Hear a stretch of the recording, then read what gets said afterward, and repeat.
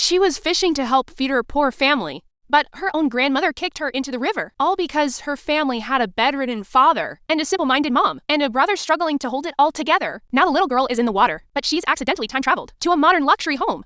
The little girl opens her eyes, looks at this strange setting, and gasps in shock at the luxurious house. Did I pass away? Did God take pity on me and send me to heaven? This place is so pretty. Then footsteps approach. Hearing them, the little girl quickly hides. A woman walks in. Staring at the woman, the little girl is mesmerized and blurts out her inner thoughts. Is this a fairy godmother? She really looks different from us. So pretty. Who's there? Show yourself. Realizing she's been spotted, the little girl slowly walks out. Yi Mengmeng looks at the strangely dressed kid, completely shocked. How did you get into my house? At your age? Aren't you a bit young to be breaking in? My doors were locked tight. This is the 28th floor. Fairy sister. I'm not a thief. I remember fishing, then falling into the river, and then I passed away. I opened my eyes and ended up here, and saw you, fairy godmother. Yi Mengmeng listens in disbelief. Is this kid dressed in ancient clothes? Did she fall in the river and time travel, and somehow land right in my apartment? Can something like this really happen to me? Grandma and her precious grandson walked up. The little girl's stomach rumbles loudly. Are you hungry, kid? Let me get you something to eat. Can we really do that? Fairy sister. Of course I can. Wait here a minute. Yi Mengmeng heads to the kitchen to cook. A short while later, she brings out a bowl of noodles, topped with a chicken leg. Fairy godmother, is this for me? I've never seen food look so good. Of course it's for you. Go ahead and eat. The little girl grabs the bowl and devours it. Eat slowly. Kid, no rush. If it's not enough, I'll make more. Suddenly, the little girl bursts into tears. I don't know. Does something hurt? Fairy godmother, I'm not hurt. I just miss my parents. Without me, my brother has to do everything. Dad can't walk, and Mom isn't all there. It's too hard on him. Silly child, I'm not a fairy, and you didn't die. You wouldn't feel hungry if you did. True, but how did I get here? I've never seen any of this stuff. I watched you make fire out of nowhere earlier. And then water too. Silly girl, that's not magic. It's modern tech. You probably time traveled. You're too young to understand. But don't worry, we'll figure it out. Fill your tummy first. Fairy godmother, I'm full. Since I didn't die, can I take this chicken leg back? For my brother and parents? Of course you can. Only you can't go back right now. Fairy sister, I really want to go back now. And let my family taste this chicken leg. As those words fell, the little girl's body begins to turn transparent, and moments later, she vanishes entirely. In a blur, the little girl is suddenly back. How am I back? Where's the fairy godmother? Was I just dreaming? Then the little one notices the chicken leg in her hand, and she is overjoyed. The chicken leg is still here. Guess it wasn't a dream. I need to hurry back, or my brother will worry. The little girl quickly rushes home. Xiaofeng, why isn't Xiaoming back yet? Let me try again. She should have been back by now. I'll go out and look for her. Little Meng, hurry and search. It's dangerous. Suddenly, the old grandmother's voice rings out. It'd be better if that good-for-nothing didn't come back. One less mouth to feed, and your lives will get better. Xiaofeng, stop looking. If she's meant to return, she will. If she doesn't, it's just her bad luck. Grandma, what are you saying? How can we just abandon my sister? No, I have to go find her. I said you're not going. You are not allowed. Whoever goes today is going against me. From now on, I won't care about you unlucky burdens anymore. Grandma, she's my family. I'm going to find her no matter what. Or did you do something to her? That's why you're stopping us? Nonsense! A kind old woman like me would never do anything so heartless. Grandma just didn't want you running around exhausting yourself. Just then, Lin Erniang suddenly bolts out like crazy, bumping right into the old lady. What's wrong with her this time? I'll definitely sell her off one day. Ouch! My poor old bones. Xiaofeng, go check on your mother, and don't let her wander off. Right, I'm going. Instantly, Yefeng rushes after her. Meanwhile, on her way back, Xiaoming happens to run into Lin Erniang. Mom, why did you run out? Let's hurry back home. Little Meng, it's fine. Great. When Yefeng rushes over, he catches sight of Xiaoming, and his worried heart finally settles. Sis, you're okay? Thank goodness. Grandma wouldn't let me out earlier, and I thought she did something to you. Brother, let me tell you something. I met a fairy godmother. She even cooked a meal for me. And I brought something back for you guys. I'll show you when we're home. What fairy godmother? Are you hallucinating from hunger, sis? Let's go home. Dad is so worried about you. Okay, let's head home first. I'll prove it to you when we get back. Arriving home, the old lady is utterly shocked to see Xiaoming back. Are you human or a ghost? Grandma, what nonsense are you talking? Isn't this just Xiaoming? What ghost? Yeah, Grandma, what are you saying? Never mind, as long as you're back. I have things to do, I'm heading to the old house. With that, the old lady leaves. That good-for-nothing has such a tough life. She didn't even die. Dad, I'm back. I even met a fairy godmother.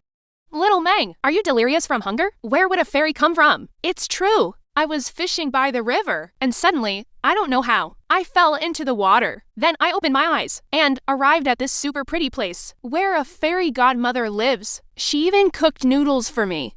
And somehow, I ended up back here. If you don't believe me, look. She pulls out a chicken leg, leaving everyone completely stunned. Few people can afford chicken legs these days. I begged the fairy to let me bring this back. It's totally safe to eat. Dad, Mom, brother, eat up. I'm already full from the fairy's place. Dad, looks like Xiaomeng was really saved by a deity. Even villagers could never afford chicken drumsticks like this. True, but something feels a bit strange to me.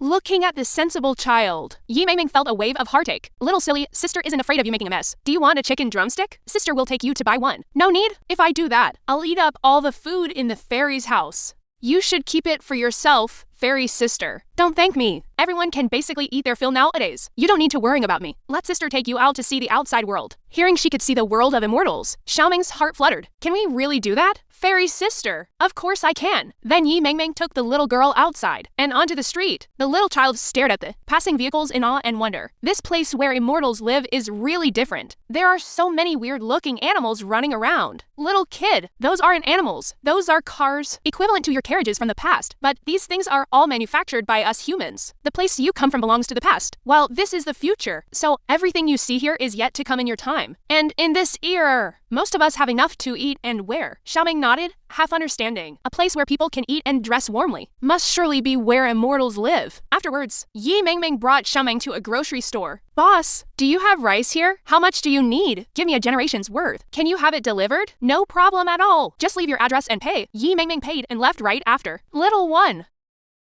Little kid. Try and see if you can bring these grains back with you. Hearing this, Xiaoming's eyes welled up with tears. Fairy sister. You're really too good to me. I don't even know how to thank you. I can never repay such great kindness. When my family gets through this hardship, I will definitely pay you back, fairy sister. Silly girl. Don't thank me. And you don't need to pay me back. Just grow up healthy and safe. Sister here. Especially sensible little kids like you. The little girl burst into tears. No one had ever been this nice to her before. Her grandmother despised her, and right after her mother gave birth to her mother lost her wits. Many people around here thought she was a harbinger of bad luck. Right then, at that moment. Oh my. Oh dear. Didn't you tell me last time that a little kid mysteriously appeared at your house? Didn't she disappear in the end? She's back again. So I brought her over for you to see, and to let this little one experience the new era. If you didn't tell me, I think she was your illegitimate child. This little girl has a pretty cute face, too. Hello, fairy sister. Hello there.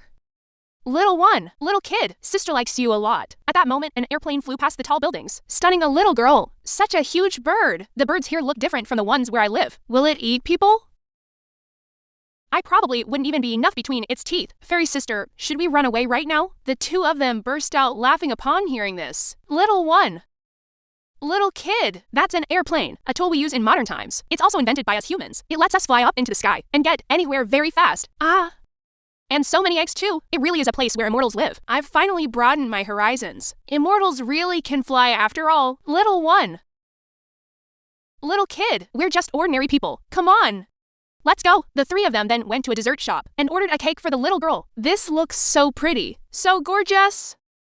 This tastes really good. Village head Yang took the watermelon. Xiaoming took a bite. The sweet flavor made her feel immensely happy. She had never eaten anything so sweet in her entire life, and tears started streaming down her face. What's wrong? Sir? No? It's too delicious. I thought candied hawthorns were the best thing ever. Our family could never afford them.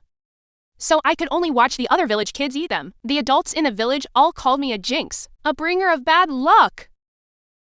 Even my grandmother looked down on me. Only the two pretty fairy sisters helped me and brought me such delicious food. Silly goose. In this era, sensible little kids like you are very, very rare. Yeah, exactly. Are hard to come by.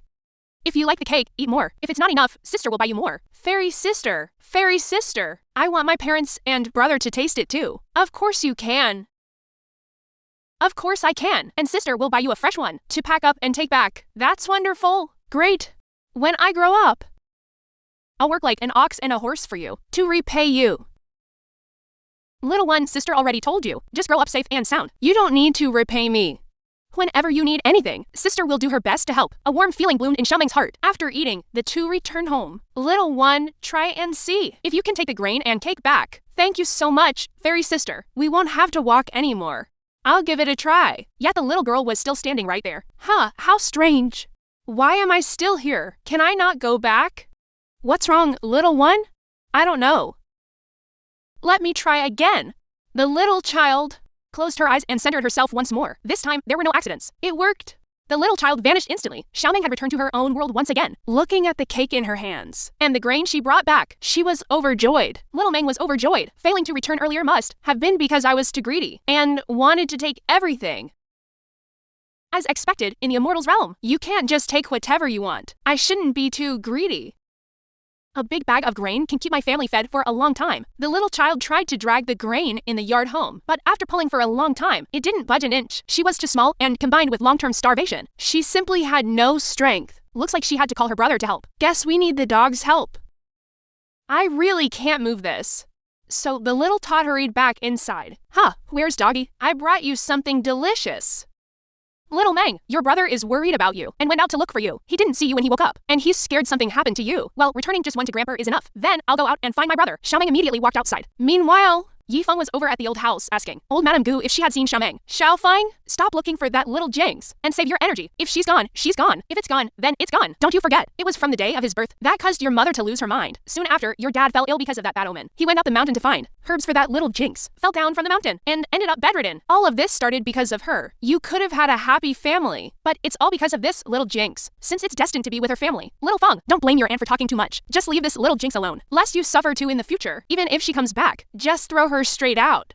We don't want a jinx like that. Have you said enough? Xiaoming is my sister. No matter what, I'll never abandon her. Have you ever considered how Xiaoming feels? Calling her a jinx at every turn. Is this how elders are supposed to act? It doesn't matter if you don't care about our family. I'll find a way myself. How can you even say things like that? How heartbroken Xiaoming must be hearing this. I am so disappointed in you all. With that, Yafeng angrily walked away. Xiaofeng, why are you so oblivious? We're only doing this for your own good. If she weren't still able to do chores for our family, we wouldn't have cared about him long ago. And now you're being ungrateful. Have you lost your mind? That little jinx is lucky to be alive. Even after I kicked her into the river, she's still around. I'll get rid of that little jinx sooner or later. How about this? Let's sell her to a human trafficker. We can even make a tidy profit. Your heart is even blacker than mine. I just wanted her to be reincarnated sooner, to suffer less. Consider doing a good deed. But you want to sell her to a trafficker instead. Who knows what kind of suffering she face in the future. Mother, isn't this all thanks to your fine teaching? I learned it all from you. What do you think? We can't do this unless it's an absolute last resort. What if someone in the village sees us? How could I face the villagers after that? Everyone knows I'm a wonderful person in this village. My son is paralyzed. My daughter-in-law has lost her mind, and I don't mind at all. Everyone in the village praises me for it. The village knows you feed them, but they don't know it's always rotten wild vegetables. From the foot of the mountain, you really are brilliant, mother. The two of them burst out laughing right then. Meanwhile, elsewhere, Xiaomeng successfully found Yafeng. Xiaomeng, you're okay, thank goodness. I didn't see you anywhere when I woke up. You scared me to death. Brother, hurry and come home with me. We need to move the food from the yard back inside. I can't move it all by myself before someone comes along and steals it. Food. What food do we have at home? The fairy sister gave it to me. Hurry up. Hurry up! All right, let's head right back. Hearing that a fairy had sent food, Yafeng excitedly rushed back home. After all, those chicken legs earlier were real. Meanwhile, in the courtyard, there really was food. Sister, you're amazing. Now we won't have to eat rotten wild vegetables anymore. The fairy sister helped us out. The fairy sister is amazing. Let's hurry and move the food inside. Otherwise, if Grandma sees it later, she's definitely going to take it. Seeing this determination, I'll carry it inside right now. So Yafeng happily carried all the food inside. Mom, guess what we brought back? Sir, well, is it some kind of good stuff? Sister met that fairy again. The fairy gave Sister a huge bag of food. Yeah, the fairy sister was so good to me. She even took me to visit the world of immortals. There are so many things there unlike our place. It's so incredibly fast, and the birds there are huge.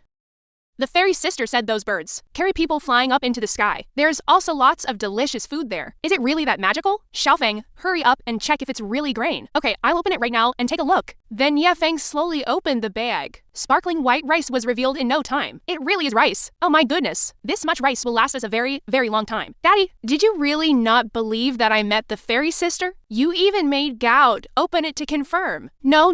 How could I not believe Xiaomeng? It's just that this whole thing is so magical. I feel like I'm dreaming. If only we could get the fairy to come over and heal your mom and dad. Gout, should I go beg the fairy sister to see if she'd be willing to help? Xiaofeng, you can't do that. The fairy giving us food already is a blessing to us. We can't be greedy. Don't upset the fairy. We should be content. All right, I understand. Dad, all right? The fairy sister also gave me something super sweet to eat. It was so delicious. I begged the fairy sister to give me a box. With that, the little one unwrapped the package, revealing the cake inside. This looks so pretty. Things from the immortal world really are different. Brother, Tianyang, try some. So Xiaomeng handed out pieces of cake to everyone. Everyone took a bite. The sweet taste left everyone stunned. TH, this is way too good. Is this what immortals eat? It's so delicious. So good. It's delicious, right? I was totally shocked by this taste back then too. Grandma called Sister a jinx, but the fairy treats Sister so well. Sister must be a lucky star instead. Grandma is really going too far. Xiaomeng knew Grandma looked down on her, but hearing it still made her feel a bit sad. Xiaomeng, don't be sad. You're no jinx. You're our family's lucky star. Don't listen to your grandma's nonsense. Without you, we wouldn't be eating such delicious food. Or have this rice. Mom, I really didn't know that because of my birth, I would bring you so much trouble and ruin you like this. Everyone says it's my fault. But I really didn't want to hurt you. I know, you're our family's daughter. Of course you're no jinx. They just have no taste. Our Xiaomeng is the best. Yes, absolutely. My sister can meet immortals. How could she possibly be a jinx? They just have no vision. Don't pay any attention to them. Okay, I won't pay attention to them anymore. Seeing Xiaomeng's mood lift, everyone breathed a sigh of relief. Meanwhile, Old Lady Yi came over smelling the cake. Old Lady Yi followed the scent straight to the rice and tried to forcefully take Xiaomeng's food away, pushing Xiaomeng into her brother. Just then, Old Lady Yi caught the scent. As the two little ones started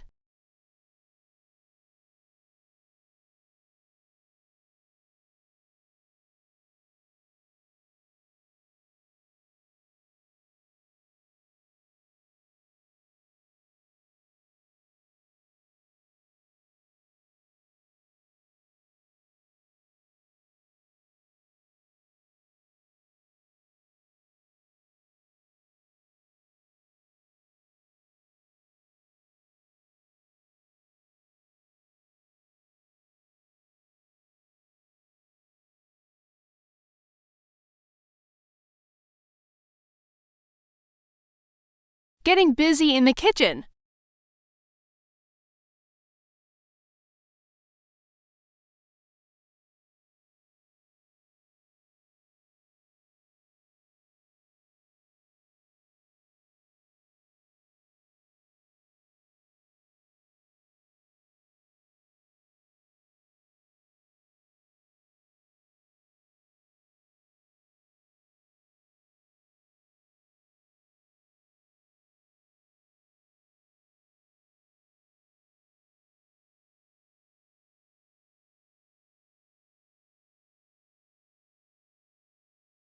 Brother, it's been so long since we had rice. We finally get to eat some this time, since it's destined to be with her family. Though that sweet thing you brought back earlier was probably better. That's what immortals eat, after all. It's definitely better than what we mortals eat.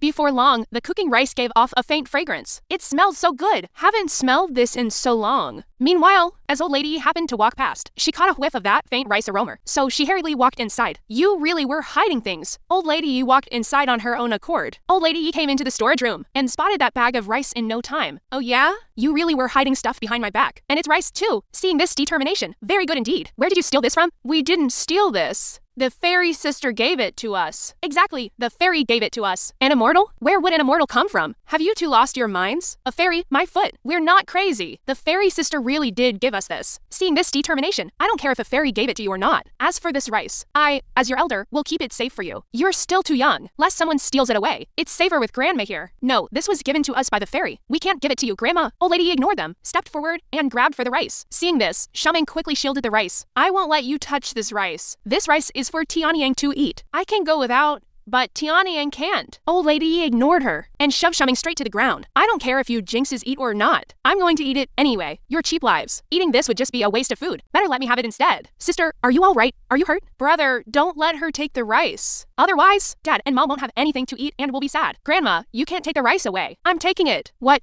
Are you going to hit me now? Facing such an unreasonable grandma, Yafeng was at a loss as well. He couldn't actually raise a hand against his own grandmother. If word got out about that later, Yafeng would get hauled off by the yamen. He still had his parents to take care of, just as old lady Yi was dragging the food away triumphantly. Li Ernian slowly walked over, staring dead at old lady Yi.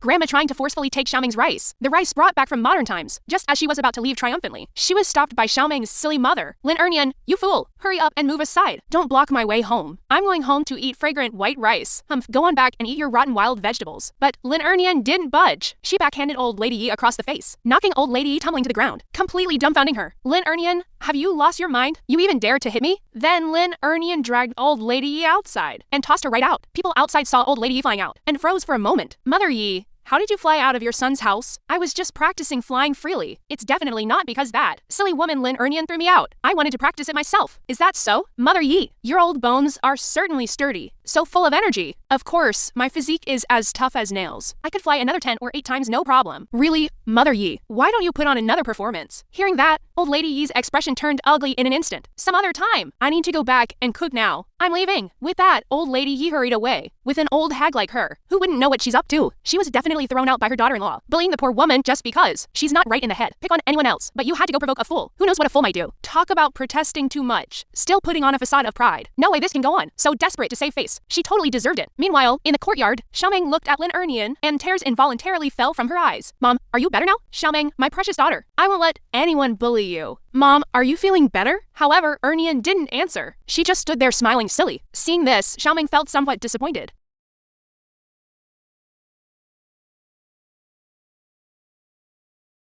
Sister, this is a good thing. Used to Mom would only smile blankly, but now she even helped us out. Let's go tell Dad the good news. True, Mom really is better than before. Let's go tell Daddy. The two little kids ran over to Old Yi's bedside and told him the news. Your grandma came to bully you guys? That is going way too far. Bullying my bedridden self? This is treating our family like we have no men left. Xiaofeng, what's wrong with you? Why didn't you protect your sister? Sorry, Dad. I was afraid if I fought back, the yamen would arrest me. I'm not afraid of the yamen punishing me, but if I get taken away? Dad, Mom, what will happen to you? Sister is still so young. If I get arrested, who will take care of you? Who will take care of sister? I'm sorry, Dad. I'm so useless. Second Lang sighed upon hearing this. Xiaofeng, I'm sorry. It's Dad who is useless. I shouldn't blame you. If Dad weren't stuck in bed, how would they dare come bully you like this? Dad, this isn't your fault. I'll hold this family together. I'll go find the village chief soon and have him dispense justice. Dad, brother, I'm here to... I can help out as well. All right. Now that your mother's condition is showing improvement, maybe she get better. That's a good thing. Dad, from now on, I will definitely find a way to make money. In the future, I'll hire the best doctor to cure you both. I'll find a way to make money for Dad and Mom's medical care too. Knowing you have this heart, Dad is already very satisfied. Meanwhile, old lady Yi was furious. Mother, what's wrong? Why are you so angry? It's because of those two money-losing brats. Old lady Yi explained the whole story to Chen Juxiang. Mother, don't be angry. I have a way to get their rice over here.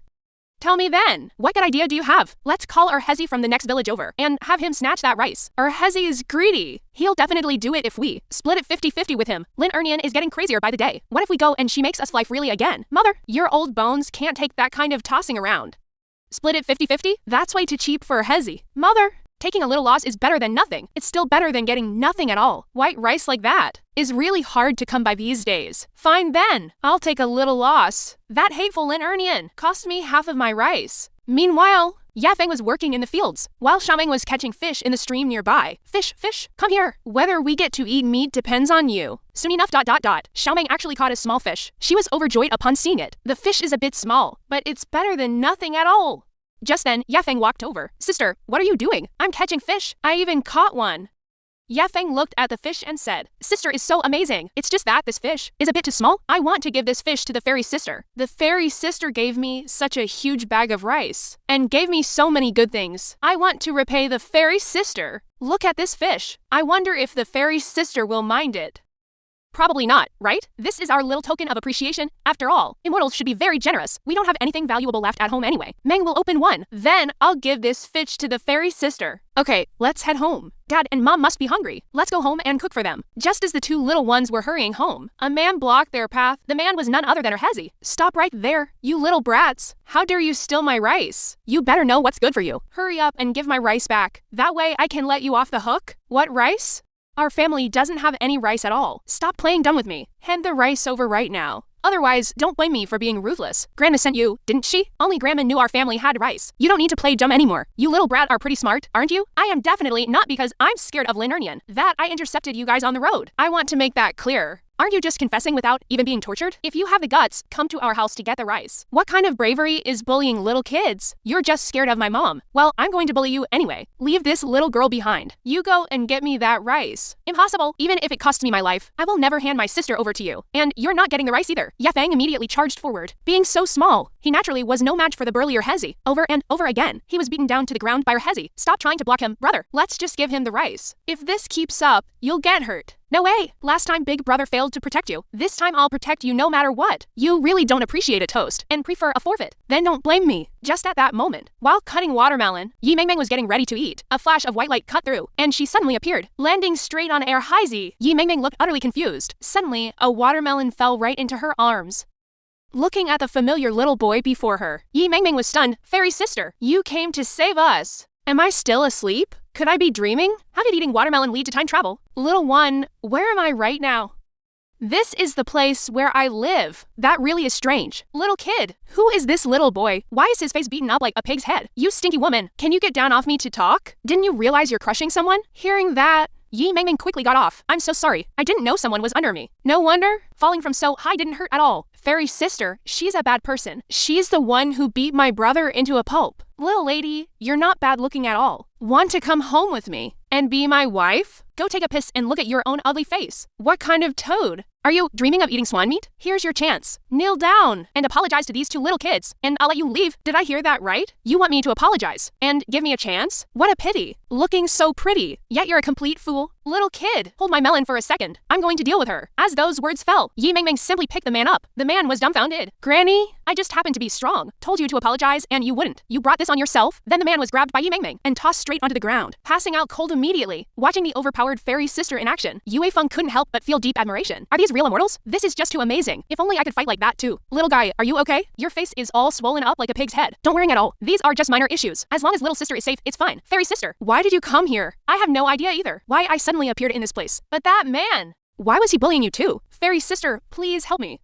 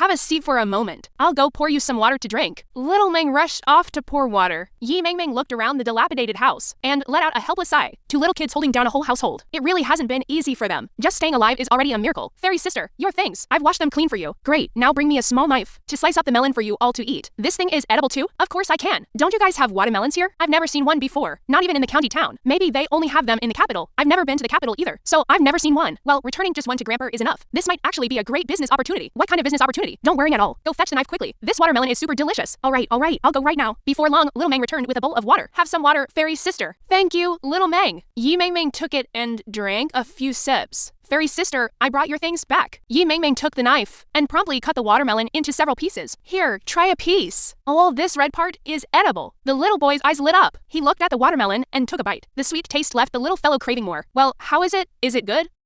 Delicious. It's truly so delicious. Fairy sister, can I take some for my parents to try? Of course I can. Take as much as you want. Little Meng hurried over to Yi Erlang's bedside. Dad, try a piece of this. It's so delicious. Yi Erlang took a bite, and the taste blew his mind. Little Meng, where did this come from? It's so sweet, crisp, and tasty. It was given by the fairy sister. The fairy sister came to our house. Hearing this, Yi Erlang was utterly shocked. Of course it's real. Why would an immortal visit our rundown home? At that moment, Yi Mengmeng walked in. Seeing her, Erlang was completely awestruck. A fairy ...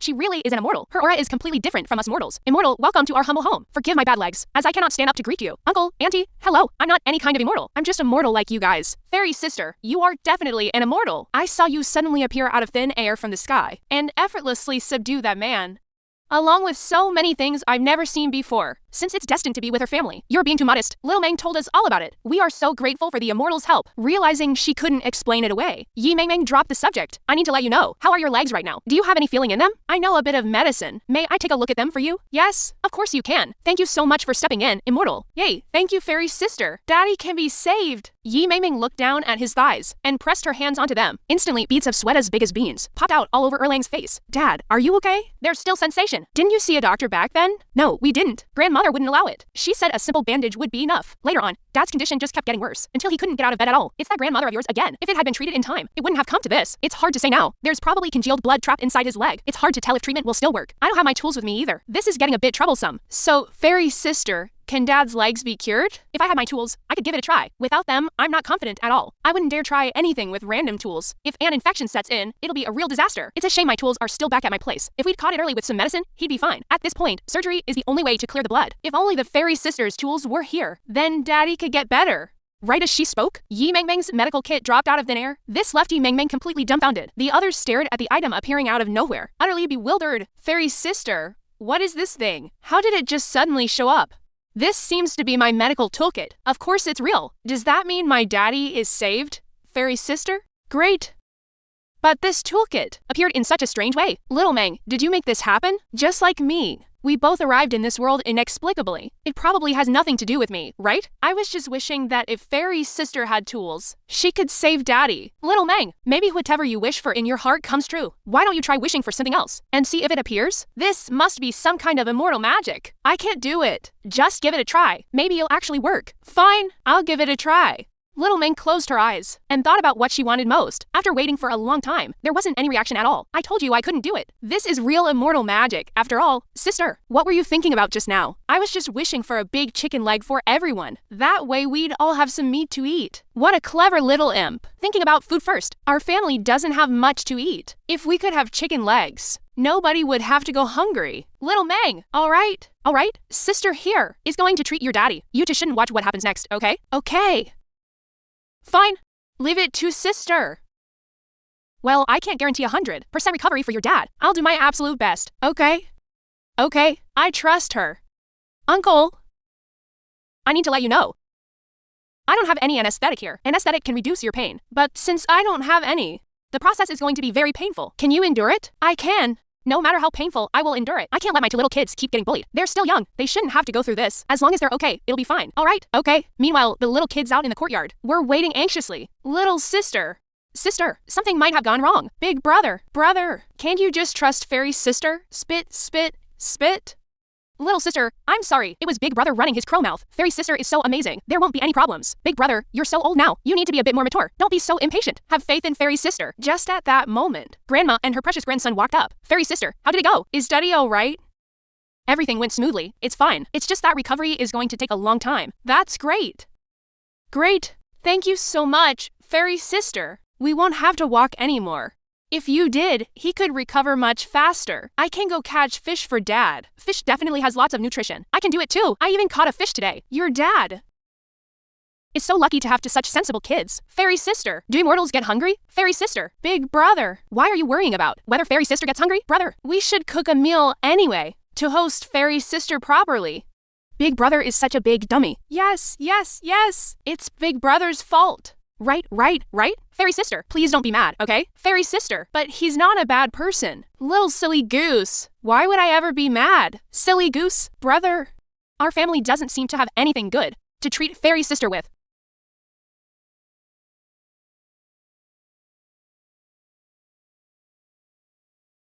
What should we do? Fairy sister probably won't mind, right? Should I go ask people in the village to borrow an egg? See if we can borrow one. All right.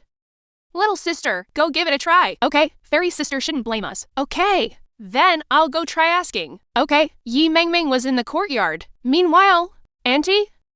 Is this melon delicious? However, Lin Erniang didn't answer and just kept eating her melon. Yi Mengmeng let out a helpless sigh. Just as Yi Mengmeng was about to leave, Lin Erniang suddenly grabbed her hand. Little Meng, my daughter, you've come back to see me. Hearing this, Yi Mengmeng was startled. You've got it wrong. I'm not your daughter. Your daughter is still little. I couldn't possibly be wrong. You are my daughter. Before you were even born. You came to see me already. I don't quite understand what you mean. What do you mean I came to see you? Before I was even born? At that moment, Lin Erniang started giggling foolishly again and didn't answer Yi Mengmeng's question any further. Andy, can you tell me what's going on? Yi Mengmeng didn't get any more answers. It seems like my arrival here was all prearranged. Whether it's little Meng showing up at my home or me coming here. Can I even go back this way?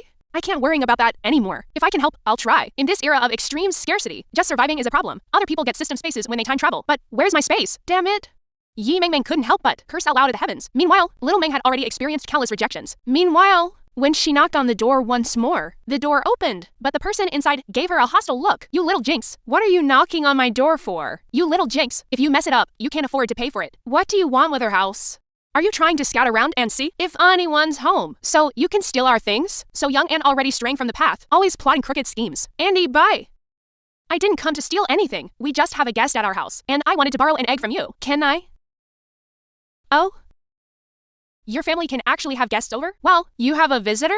What kind of blind fool went to? Bring bad luck at your place? Or is it you little jinx just trying to trick me out of an egg and making up this whole story just to scam me? Do I look like someone who's that easy to fool? You still want to scam an egg from our house. You're so shameless. It's not like that. I'm not trying to trick anyone out of an egg. My family really does have a guest over. A fairy sister came to visit us, and she came to help our family. An immortal, stop trying to fool me with immortals. You'll make up any excuse at all, just to get your hands on an egg. Right then, Bailey Anhua, shove little Meng out of the way, and snapped, get lost right now. Don't bring your bad luck over to our house. With that, Bailey Anhua slammed the door shut. Why is nobody willing to lend me an egg? I'm not a jinx. There really is a fairy sister at my house. Why won't anyone believe me? Little Meng cried as she walked along and soon bumped into someone. Xiaomeng, what's wrong with you? Why are you crying? Grandma Village Chief, nobody in the village believes me, but a fairy sister came to my house. I wanted to borrow an egg from someone in the village to treat the fairy sister, but nobody was willing to lend me one. An immortal? Little Meng, could you be getting scammed? Where would an immortal come from? It's true. The fairy sister even treated my dad's illness. Village Chief Grandpa, can you please lend me an egg? I want to treat the fairy sister properly. Don't let yourself get tricked, little one. Though with how your family's doing, you don't really have anything worth taking anyway. Grandpa will give you an egg. Follow me back to my house. Of course it's real. Thanks, Grandpa Village Chief. The fairy sister wouldn't lie to me. Thank you, Grandpa Village Chief. I'll pay you back. Little Meng, don't worry about returning the egg, but you need to be careful. Don't get scammed. Little Meng,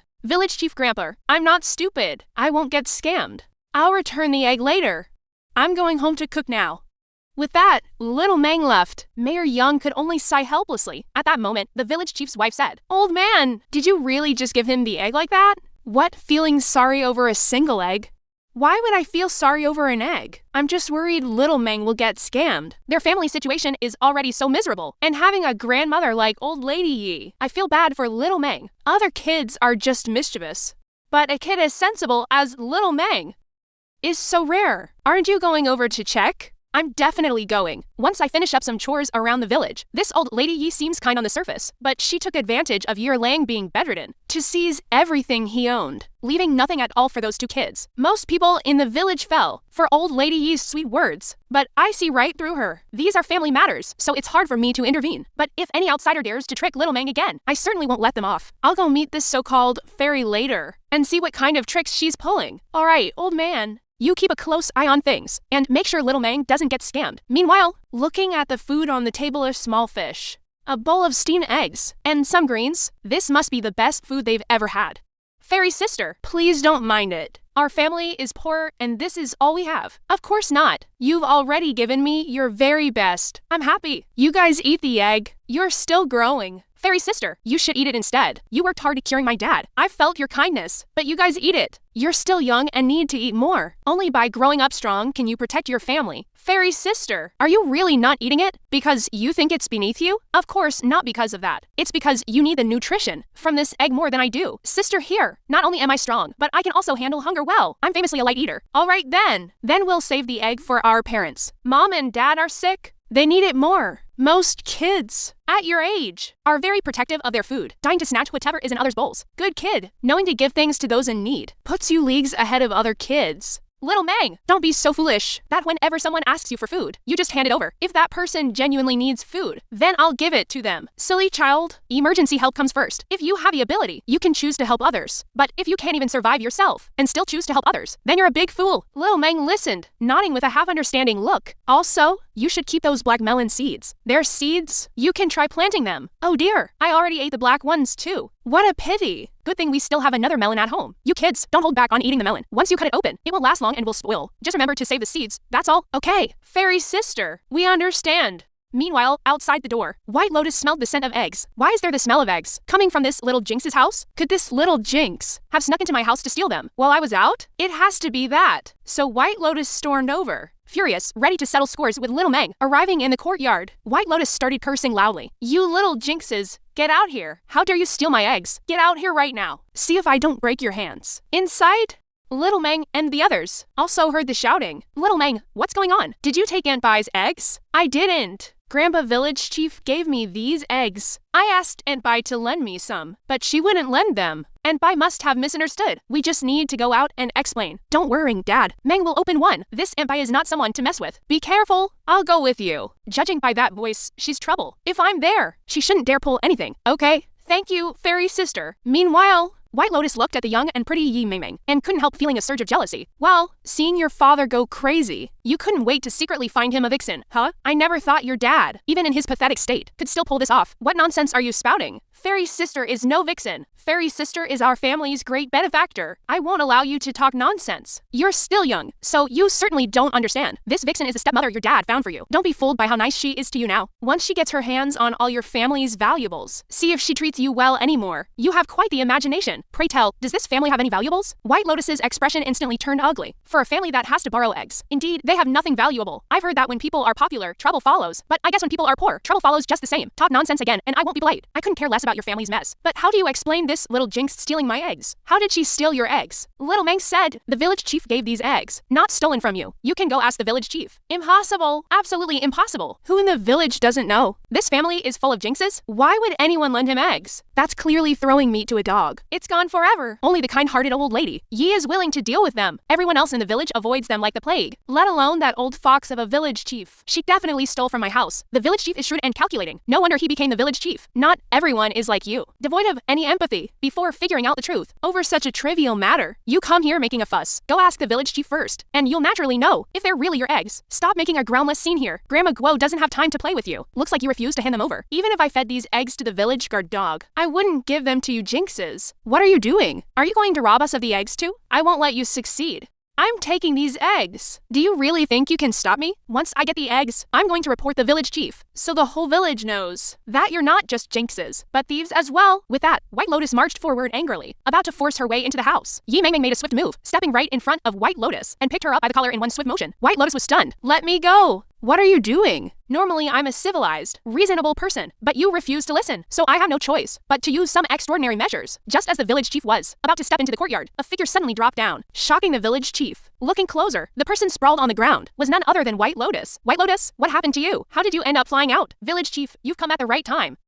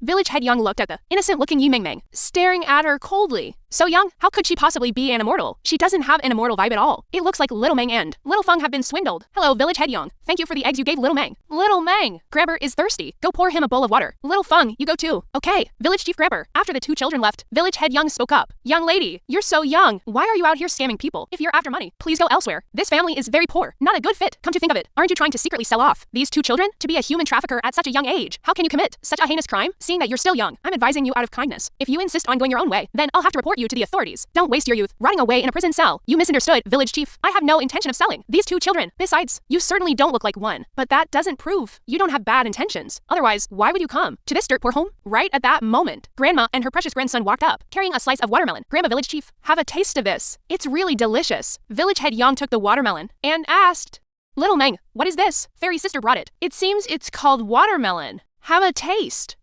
Village head Yang, it's delicious. Village head Yang took a gentle bite. The crisp, refreshing, and sweet taste left Village head Yang endlessly amazed. So sweet.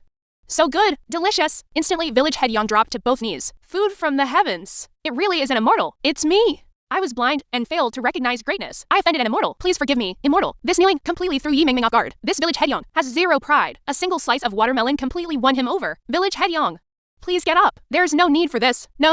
I was deeply offensive earlier because I was blind and crossed an immortal. Village head Yang, it's not as serious as you say. I'm just a distant relative of Little Meng. I brought some unusual local specialties from my hometown, which Little Meng had never seen before. That's why she called me an immortal. With that, Yi Mingming winked at Little Meng. Little Meng immediately caught on. Yes. Right. Infrastructure bosses. Nephews, cousins, second aunts, maternal cousins, uncle's daughter. Little Meng. When did she ever have relatives? Huh? And so many eggs too. That's because I told Little Meng about it. I asked around all the way here. Village Chief, please rest assured. I harbor absolutely no malicious intent. I'm simply here to visit relatives. Under Yi Mingming's sweet talk, the Village Chief could only harbor lingering doubts. Having a distant relative like you isn't bad for Little Meng. Please take good care of Little Meng. I hope you can stay for a while longer. These two little kids have it too rough. Don't worry. Little Meng, I'll probably be leaving. You mean Yearling? Isn't he bedridden? Did you actually cure him? Yes. Since it's destined to be with her family. Village Chief Grabber, Fairy sister is so amazing. Should be healed in a little while. Incredible. Truly incredible. No wonder Little Meng calls you an immortal. You really possess divine methods. You flatter me, Village Chief. I won't disturb you any further. Knowing you're not a scammer, I can finally rest easy. With that, Village head Yang left. Goodbye, Village Chief. After Village head Yang left, Yi Mingming finally breathed a sigh of relief. Little Meng. That I'm an immortal anymore. Why is that? Fairy sister? While others might see me as a monster. Besides, I'm just immortal. What if they mistake me for a demon and drag me out to burn at the stake? People's hearts are unpredictable, especially when you're starving and freezing like this. You have to be even more careful to avoid bringing trouble upon yourself. Okay, after the meal. Yi Mingming brought the two kids to the vegetable patch to plant the watermelon seeds, planting tiny seeds in the tiny vegetable patch to grow a giant melon. Fairy sister. Once we plant these, Fairy sister, little silly, of course we'll finish eating them. Silly goose, it'll be enough for a little foodie like you. The rest can be sold in town for some silver. Really? Will these melons be worth a lot? Of course it's real. Worth that much? I bet you haven't seen this around here. It should sell for a pretty good price. That's wonderful. Then we'll have money to buy Dad food.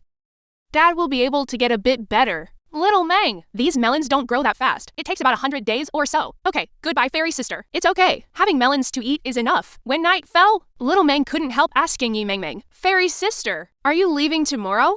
Sir, Little Mang, I don't know either. I'm so scared that the moment I open my eyes, you won't be here anymore. I'll miss you so much. Fairy sister, am I being too selfish? Our family is so poor, yet I still want to make Fairy sister stay. I shouldn't be this selfish. Little Meng, you must really like me. After all, my charm is quite striking. You can't help it. Fairy sister. In the past, when people in the village scolded us, my brother and I just had to endure it. Fighting back was just a waste of effort and would only get us a beating. When Aunt Bai came over today, it was my first time feeling what it's like to be protected. It gave me an unprecedented sense of security. It felt like with Fairy sister around, even if the sky fell, it wouldn't be a problem. I really like Fairy sister. Saying this, Little Meng couldn't hold back her tears. Yi Meng Meng could only comfort her. Just do it for fun. Sister will still be here. Little Meng, life is going to get better. Okay, I trust her. Early the next morning, when Little Meng woke up, she couldn't see any sign of Yi Meng Meng. Panic and anxiety overwhelmed her heart. Little Meng rushed outside in a panic. She spotted Nightwine heading toward the fields. She quickly asked him, Brother, have you seen the fairy sister? Nope. I haven't seen her at all this morning. No way? Could the fairy sister have gone home? What's wrong, little sister? Why are you in such a rush to find her? Don't worry at all. I'll go look for her again. Little Meng walked along the path, but she still couldn't see Night Meng Meng anywhere. She felt truly disappointed. It seemed the fairy sister really went home. Just as the little one was lost in thought, tears welled up in her eyes and fell. Just then, a voice rang out. Little Meng, what's wrong? Did someone bully you? Why are you crying? Hearing that familiar voice, Little Meng instantly perked up. Fairy sister, you're still here. I thought you went home. I woke up and didn't see you. I couldn't fall back asleep, so I got up really early. You little one, you really didn't want to part with me. I thought something was wrong. Fairy sister, you're the best. Of course, I didn't want to part with you. What are you doing, fairy sister? I'm catching fish. Sister is an expert at catching fish. After all, I've participated in wilderness survival. Back then, hanging out with others. We ate once every 3 days. Later, sister provided for herself and survived on her own. Eating and dressing well. What's wilderness survival? It sounds so impressive. Just watch sister perform. Wait up there. Sister will catch them. Get ready to eat fish. Immediately, Night Meng Meng started catching fish. Not long after fish were tossed ashore. Little Meng stared with wide open eyes. How long will it feed us? Why have I never managed to catch this many fish? There are a bit too few fish in this river. That's all I could catch. At least our meals are sorted out for today. Fairy sister, this is already amazing. I've never caught this many fish before. Let's go. Let's head back. Let's go cook some fish. Little Meng nodded happily. On the way back, the villagers saw all those fish and started gossiping. Whose family does this pretty girl belong to? Why haven't I seen her before? She's dressed so weirdly too. Still, she is quite pretty, like an immortal maiden. The bachelors in the village are drooling, since it's destined to be with her family. So pretty and so capable too, catching so many fish. Whoever marries her will be so lucky. Are you guys blind? Can't you see that bringing home a jinx is beside her? You still want to marry this vixen? Careful, she brings you bad luck and kills you. Even if she doesn't kill you, she end up like second laddie, bedridden for the rest of your life. I think you're just jealous of that girl. Being so pretty and capable. That's why you say such things. The Yi family just has bad luck. What jinx or no jinx? Maybe the Yi family's good luck is finally here. Yi Meng Meng ignored all the villagers' chatter and headed straight home, seeing so many fish. Yi Feng was shocked. Where did all these fish come from? How did you get them? Brother, the fairy sister caught all of these. Fairy sister is so amazing. Well, returning just one to Grandpa is enough. Then let me butcher these fish and salt them down. Then I'll make some braised fish or something. Okay, little Feng, you handle it. Then Yi Feng left with the fish. Grandma and her precious grandson walked up. Old madam, you got wind of it. News that little Meng's family caught a ton of fish was rushing over at full speed. My big fish. You guys must hold on. Don't let those jinxes fill their bellies. This is already starting to rot. Such a waste of food. Yi Feng had already finished cooking the fish and served it on the table. Brother, it smells so good. Fairy sister, have a taste. It definitely can't compare to the immortal food you're used to. Please don't mind it. No. How could I mind it? Just as the few of them were about to eat, old Madam Yi arrived. Well, eating already? Good thing it hasn't reached your bellies yet. I got here early.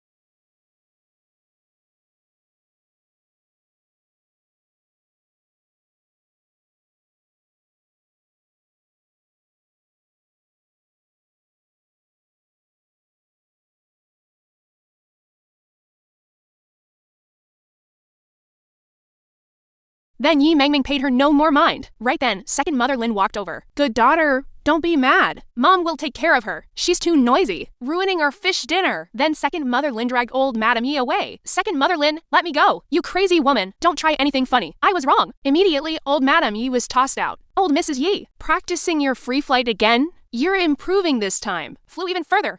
Since it's destined to be with her family, it really was further this time. Of course, with my day and night diligent practice, I improve more every single day. You kid, one of these days I'll make you experience the feeling of free flight too. That won't be necessary at all. You can keep enjoying your free flight slowly by yourself. Good daughter, don't be angry anymore. Hurry up and eat your fish. Not angry at all. Mother, you've got it wrong. Fairy's sister is your daughter. Then who am I? You're my daughter too? My precious little Meng. Hearing second mother Lin recognize her, little Meng was overjoyed. Mother, are you better now? Can you recognize me?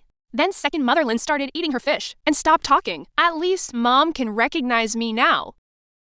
Fairy sister, please don't mind her. Mom was just talking nonsense. Little Meng, I don't mind at all. All right, let's eat our fish. It's going to get cold soon. Fairy sister, hurry up and try some. Yi Mengmeng took a bite of the fish. It tasted very average since there were no seasonings.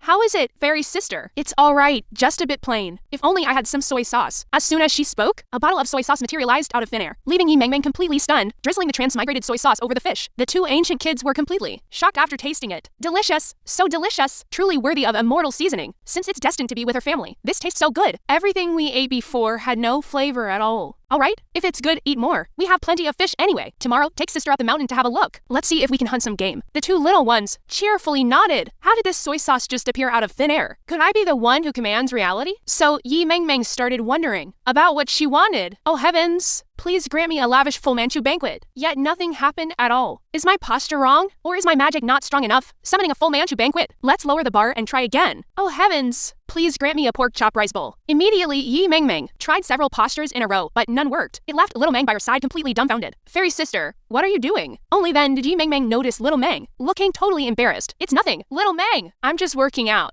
I'm definitely not making any weird, ungraceful moves. Fine, I thought you were casting a spell. Also, little Meng, can you go to my house now? I can't. Ever since Fairy Sister came to our place, I haven't been able to. I secretly tried, and it's not like I wanted to steal anything from Fairy. Sister's house I just woke up today and didn't see you, so I gave it a shot. No way, does that mean I'm stuck here forever? Oh heavens above, I didn't even do anything wrong. Why am I being banished? At this moment, Yi Mengmeng fell to her knees in utter despair. Fairy sister, please don't be sad. Is it my fault you can't go back? It's all my fault. How could this possibly be your fault? If anyone's to blame, blame the heavens. It's fine. I, Yi Mengmeng, can live a great life right here too. Just you wait. Ruthless heavens? Okay. I trust Fairy Sister can do it. Then Yi Mengmeng had a sudden thought. Something's not right. If random objects can cross over like this, there has to be a reason for it, right? Otherwise, where did the first aid kit and soy sauce come from? Could my ultimate mission be to save little Meng's family? Once I save little Meng's family, can I go back? I've transmigrated into a book. I definitely transmigrated into a story. I've read similar plots before. As long as I save little Meng's family, I'll be able to go back. It has to be this way. There's no doubt about it. Thinking about her own hypothesis, Yi Mengmeng couldn't help bursting into laughter. Seeing Yi Mengmeng's wild emotional swings, little Meng was stunned. Fairy sister, you wouldn't have lost your mind from not being able to go home, would you? If so, I've become a huge sinner.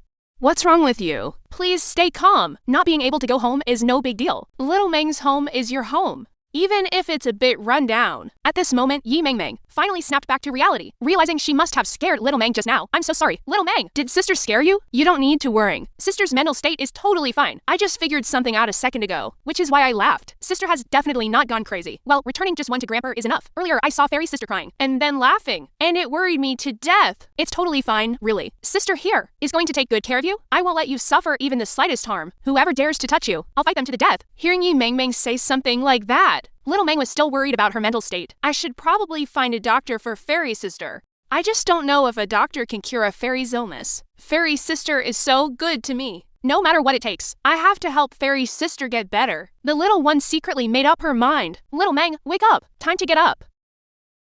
Fairy Sister, it's still early. There's no need to rush. Little Meng, the early bird catches the worm. An inch of time is an inch of gold. We can't afford to waste time. Otherwise, someone else will snatch up all the good stuff. My mission is to make you guys rich, so we have to hurry. Fairy sister, I know you're in a rush, but hold your horses. It's barely past dawn, and the sun hasn't even come up yet. Ever since Yi Mengmeng figured out that she could go home once she helped Little Mang pass her trials. She had been super pumped up. Fine, Little Mang, I was too impatient. Go back to sleep then. Once day broke, the three of them headed up the mountain. Little Mang spotted a patch of mushrooms, ran over excitedly, and started picking them. What great luck! We've got food now. So many mushrooms. Braised mushrooms. Stir-fried mushrooms. Bean mushrooms. Sis, what are you doing? I'm picking mushrooms. Look, big brother. So many mushrooms. Really? Sis, you got amazing luck. Yi Ming took a closer look. Red-capped toadstools. She hurriedly said, Little Mang, you can't eat these. Eat them and you'll start seeing weird little people. Eat enough and you'll be spinning straight up to heaven on the spot. That terrifying? Phew, close one. Thank goodness for Fairy Sister. Or we would have been totally doomed. Looks like I really was sent by the heavens to save them. If I hadn't come, they probably wouldn't have survived 3 episodes. Looks like the outer areas of the mountain have been completely scavenged. We'll have to head deeper into the mountains. But Fairy Sister, there are lots of fierce wild beasts deep in the mountains. If we're not careful, we'll end up as their lunch. How about I go alone? And you guys wait for me here? These things? No way. Fairy Sister, it's way too dangerous out there. We can't let you go alone. Since it's destined to be with her family, let's go together so we can look out for each other. Alright then, if things go south, you guys better run fast, okay? Don't worry, Fairy Sister. I run super fast. Soon, the 3 of them headed deep into the mountain and happened to find a wild fruit orchard. So many fruits. Fairy Sister, are these fruits safe to eat? They're safe to eat. Hurry up and pick them. Once we're done, let's get out of here fast. The little one nodded. Shortly after, they had filled several large baskets. Just as they were about to leave, a wild boar appeared and blocked their way. Fairy Sister, what do we do now? Don't panic. I'm here. That's right. We have Fairy Sister. Just a little wild boar. Fairy Sister can definitely handle it. Grandma and her precious grandson walked up. Yi Ming grabbed the other 2 and took off running. The wild boar stood frozen for a second and quickly gave chase. This ruthless heavens is totally playing with me. Right at the start, I'm about to bite the dust here. After running for a while, Yi Ming genuinely couldn't run anymore. Sister can't do it. Really can't run anymore. You guys go on ahead. I'll fight this wild boar to the death. No way. How could we abandon the Fairy Sister? Grandma and her precious grandson walked up. The wild boar had already caught up. Just as the wild boar was about to charge right at Yi Ming, a bolt of golden lightning struck the wild boar directly. The wild boar collapsed flat onto the ground, leaving both Little Mang and Little Feng completely dumbfounded. Fairy Sister really can use magic. Otherwise, why would lightning strike on such a clear day? The 3 of them hauled the wild boar back home. Recording old Madame Yi tried to forcefully grab the wild boar. The wild boar got startled awake and instantly sent old Madame Yi flying to the heavens. Meanwhile, Little Mang looked at the huge wild boar and was overjoyed. Fairy Sister, was that you using magic just now? That's amazing. Wasn't me. Must be that wicked heaven taking pity, not letting me check out so easily here, keeping me around to make you guys rich. I feel like some great immortal must be protecting Fairy Sister. Probably has nothing to do with us. We've been unlucky for so long, precisely because we've been unlucky for too long. That's why the heavens above opened their eyes to let our Little Mang live a good life. Of course it's real. I don't need a super good life. As long as mom and dad are safe and sound, and healthy enough to become normal people again. Being poor is fine. I'm not greedy. Little Mang, your parents will get better. Little Mang, let's get the wild boar back first. The little one nodded happily. Fairy Sister, let me take it. Don't worry at all. Let me carry it. Hold these fruits. Then the 3 hurried back to the village. Brother, how should we cook this wild boar? Braised? Or roasted? Or stewed? Sister, since the boar is huge, whether you want it braised or roasted, anything works. Whatever you like best, sister. Fairy Sister, how do you like it? Me? Anything is fine. I'm not a picky eater. Soon, the 3 returned to the village, seeing Zimeng and the others dragging such a huge wild boar. The villagers were stunned. How did they catch it? Could this pretty girl have caught it? It probably wasn't her. If she really caught it, that's incredible. Such a huge boar. How long will it feed us? Exactly.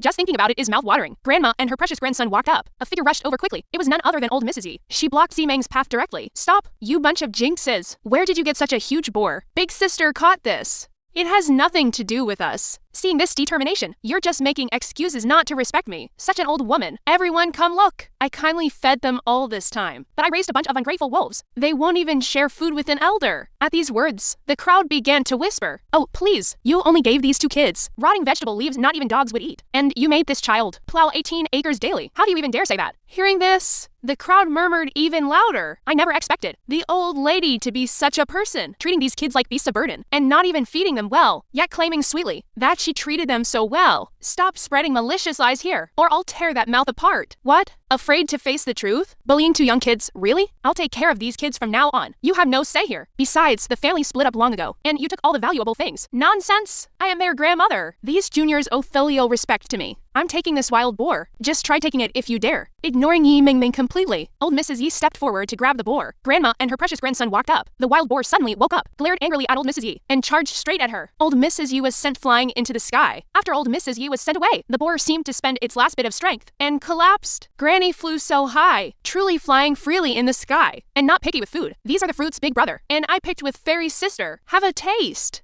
Yearling picked up a fruit and took a bite. Crispy, sweet, and juicy. Delicious. That girl is truly our family's great benefactor. Delicious, delicious. My 2 daughters are simply the best. Mother, you're talking nonsense again. Also, and not picky with food, also caught a huge, massive wild boar. It probably weighs 300 catties. Hearing this, Second Lang was stunned. How did she catch such a huge boar? Fairy's sister used magic spells to catch it. She took down the wild boar in broad daylight. Zemo, go take a look. See if there's anything you can help with. We can't let the immortal do all the work alone. Okay, I know. I'll go help right now. Fairy's sister, how should we handle this wild boar? It's so big. We certainly can't finish eating it ourselves. Should we sell some cheaply to the villagers? Okay. Fairy's sister, you decide. I just wonder if we can sell it out. Life isn't very easy for everyone. Well, returning just 1 to Grandpa is enough. That makes it tricky. The villagers probably won't bear to spend money on meat. Fairy's sister, I have a small suggestion. Why don't we give some to the villagers? After all, we can't finish it, and it'll spoil in this heat. Silly goose, we can cure and preserve it. It won't spoil, but you see, we can indeed give some to the villagers. After all, social relations matter, and it makes things easier later on. You have to spend a sprig to catch a goose. Little Mang, the villagers haven't been nice to you guys. Are you still willing to share with them? It doesn't matter. Grandpa Village Chief has been very kind to me. Good things are meant to be shared with everyone. Okay, Little Mang, we'll listen to you. Let's divide some for the villagers. Soon Yi Mingming began cutting the meat. Working swiftly and skillfully, the huge wild boar was divided into dozens of portions by her. Xiaomeng, take some meat to the village chief's house first. Then have the chief notify the villagers. Oh right, your grandmother gets no meat. She doesn't deserve it. Okay, I understand, Fairy sister. Xiaomeng then took the meat and went to the chief. Xiaomeng, what is it? Need anything, Grandpa? Fairy sister sent me to bring you some meat, Chief. Today, Fairy sister caught a 300 catty wild boar. 300 catties. That's amazing. For Fairy sister. That's just a small matter. I think with Fairy sister here, even 30,000 catties is no problem. Grandma Chief, please take this meat. Fairy sister mentioned to give a portion of meat to every household. Of course it's real. That is simply wonderful. Everyone in the village will be very grateful. Also, Fairy sister mentioned to please notify the villagers, and that Grandma's house gets no meat. Grandpa Chief, you don't need to notify Grandma. Okay, all right. It serves that old Mrs. Yi right for getting no meat. Grandma and her precious grandson walked up. 2 women had already received their meat. Old Mrs. Yi happened to see them and asked blindly, where did you get this meat? It looks so fresh. No way. Old Mrs. Yi, you don't even know? Your second son's family is handing out meat. What? Handing out meat? And I had no idea? This is outright rebellion. Not respecting me, yet giving meat to outsiders. This is simply outrageous. Furious, old Mrs. Yi ran toward Xiaomeng's house. Thank you, Xiaomeng. We owe this all to your blessing. To be able to eat meat today. Pretty and capable. Xiaomeng, your big sister is extraordinary. Thank you all for the praise. I hope you can take good care of my younger siblings in the future and help out the Yi family a bit. Of course, old Mrs. Yi doesn't need care. Definitely, definitely. We will certainly help Xiaomeng and Xiaofeng. Grandma and her precious grandson walked up. A sharp voice rang out. Old Mrs. Yi came running over. Running? Running fast indeed. You really are dividing meat behind my back. You have no respect for me at all. You 2 little brats. And grateful wolves. Grandma, this meat belongs to big sister. Not ours. In my Yi family, it belongs to the Yi family. It's not up to you to decide. Put all this meat down right now. This is all my meat. Doesn't this old lady always brag about how good she is? Now, for the sake of food, her true colors show instantly. Have you lost your mind? Over meat? Why should I give my meat to you? Besides, we split up our household already. You already took all the previous belongings. We have no relation to each other. I have no obligation to support you in old age. I'm not going to pamper you. Or is your face itching for a self-inflicted slap? Don't you dare. There are so many villagers right here. And as an outsider, you dare talk to me like that? With a single word from me, I'll have you smashed to pieces, leaving not even dust behind. Ask these villagers around here who would be willing to help you. Do you really think you're the village queen? Hey, old Mrs. Yi, go ahead yourself. Just don't drag me into it. I don't want to end up like that wild boar, chopped into pieces. A 300 catty boar was taken down just like that. Dealing with you would take 0 effort at all. Right? You just told us to put the meat down. That boar was caught by the pretty girl. It's not your meat, And you expect us to help you? Old Mrs. Yi, are you still sleepwalking? Grandma, take my advice. You'd better head honestly back home before you provoke Big Sister, since it's destined to be with her family. Grandma, or else you might break your bones again. At this, old Mrs. Yi's face looked extremely ugly. Then, driven by rage, she rushed forward directly. Yi Mengmeng raised her hand and slapped her, knocking old Mrs. Yi to the ground. Truly shameless, trying to snatch it by force when refused. Grandma and her precious grandson walked up. The village chief walked over. What are you all arguing about? Having meat to eat still isn't enough to shut your mouths? Seeing the chief arrive, old Mrs. Yi hurriedly said, Chief, you've come just in time. This vixen hit me right in front of everyone. You must uphold justice for me. Chief, this old Mrs. Yi tried to forcibly snatch my meat, so I struck back. She came to rob me. So facing such a robber, protecting my meat, and fighting back with a slap shouldn't be too much, right? Nonsense! I only wanted to step up and take a look, and you slapped me straight away, turning my face into a pig's head. Old Mrs. Yi, I saw everything clearly just now. You were definitely going up to snatch the meat, alright? The villagers all saw it. No need to say more. It was because you tried to rob the girl's meat that she took action. Then the chief gave old Mrs. Yi a kick and sent her flying away. I will definitely be back. She really disgraced our village. Everyone saw it clearly, right? Old Mrs. Yi took off flying all by herself. I didn't do anything at all. Right? Grandpa Chief, I saw it. Grandma took off flying by herself. I didn't see anything either. Only saw old Mrs. Yi go whoosh and fly away on her own, flying freely. The local customs here are truly simple and honest. Oh dear, mother, why are you practicing free flight again? Though your bones are quite good, you should still take it easy. Practice your head. My old bones can't take this. Do you want me to let you practice free flight too? Mother, I think I'll skip learning your superb free flight skills. You better keep it for yourself. That old chief actually helped outsiders. That vixen is truly hateful. Everyone in the village got meat, except me. This is simply outrageous. What? Everyone in the village gets meat to eat, but not us? Too much. When Big Wolf comes back, I'll make sure to have a word with Year Lang. When my good eldest son returns, I'll teach that vixen a good lesson. Giving meat to those bad luck charms is truly a total waste. By nightfall, every household drifted with the aroma of meat, while old Mrs. Yi alone could only drool in envy. Fairy sister, I'm so full. This is the fullest I've ever been in my life. Yeah, exactly. We are stuffed. Feels like eating a lifetime's worth of meals. After sharing, there is still plenty of meat left to eat worrying-free without worrying about food shortages. Okay, many thanks to Fairy Sister. After dinner, Yi Mengmeng checked Yi Erlang's leg. It's recovering very well. Before long, he should be able to walk out of bed. Your body hasn't moved for too long. Uncle, you must recover slowly. You definitely can't do heavy work right away, okay? Okay, all right. Thank you, girl. Your great kindness to our family is something Erlang will never forget. Uncle, you take it too seriously. I have a bond with Xiaomeng, and the heavens sent me to help you all. You don't need to be so polite. Gratitude is still necessary. I'm not one to accept kindness without repaying it. If you ever need me in the future, just say the word, girl. Okay, all right. Uncle, get some rest early. When bedtime arrived, Zimeng said, Fairy sister, thanks so much today. You got us meat to eat and chased that bad grandma away. Ever since you came here, Fairy sister, grandma always flies right out of our house. Forget pork before. People even took sweet potatoes given to us. Grandma said feeding us is just a waste. It should go to uncle's son, so my uncle's son can pass the exams. We are really so full today. Finally felt what my uncle's son feels when full. Whenever he has leftovers after eating his fill, he throws them right in front of us, to the big yellow dog instead of us. How can Granny Yi be so unfair? Not giving leftovers to you guys either. You should have hit her harder. I really regret it. You guys have it so rough. But now that big sister is here, everything is going to get better. Everyone must know Granny Yi's true face now. She's just a total hypocrite. Everyone in the village got meat today. From now on, they will definitely look after you more. With Fairy Sister here with me, I feel things getting better and better. But I'm afraid this grandma won't let it go. Uncle went to the county to see his daughter recently. He should be back in just these few days. It'll be trouble when he gets back. Don't worry, Xiaomeng. If they dare come back, I'll make every single one of them fly away. Okay? I trust Fairy Sister can do it. After a long while, Yi Mengmeng didn't reply. The little one quickly stood up, only to find Yi Mengmeng was gone. At that moment, a flash of golden light. Yi Mengmeng was back at her own home. Am I back now? The woman before me ate like starving for years, devouring food crazily at the restaurant. A girl time traveled from modern times to antiquity, and then traveled right back to modern times. Girl, have you not eaten in 2.5 years? Have you been on a wilderness survival show again? I couldn't reach you at all these past few days. My situation was way worse than wilderness survival. I time traveled to that little kid's house I showed you before and almost didn't make it back. No way. Girl, you actually ran into something as magical as time travel?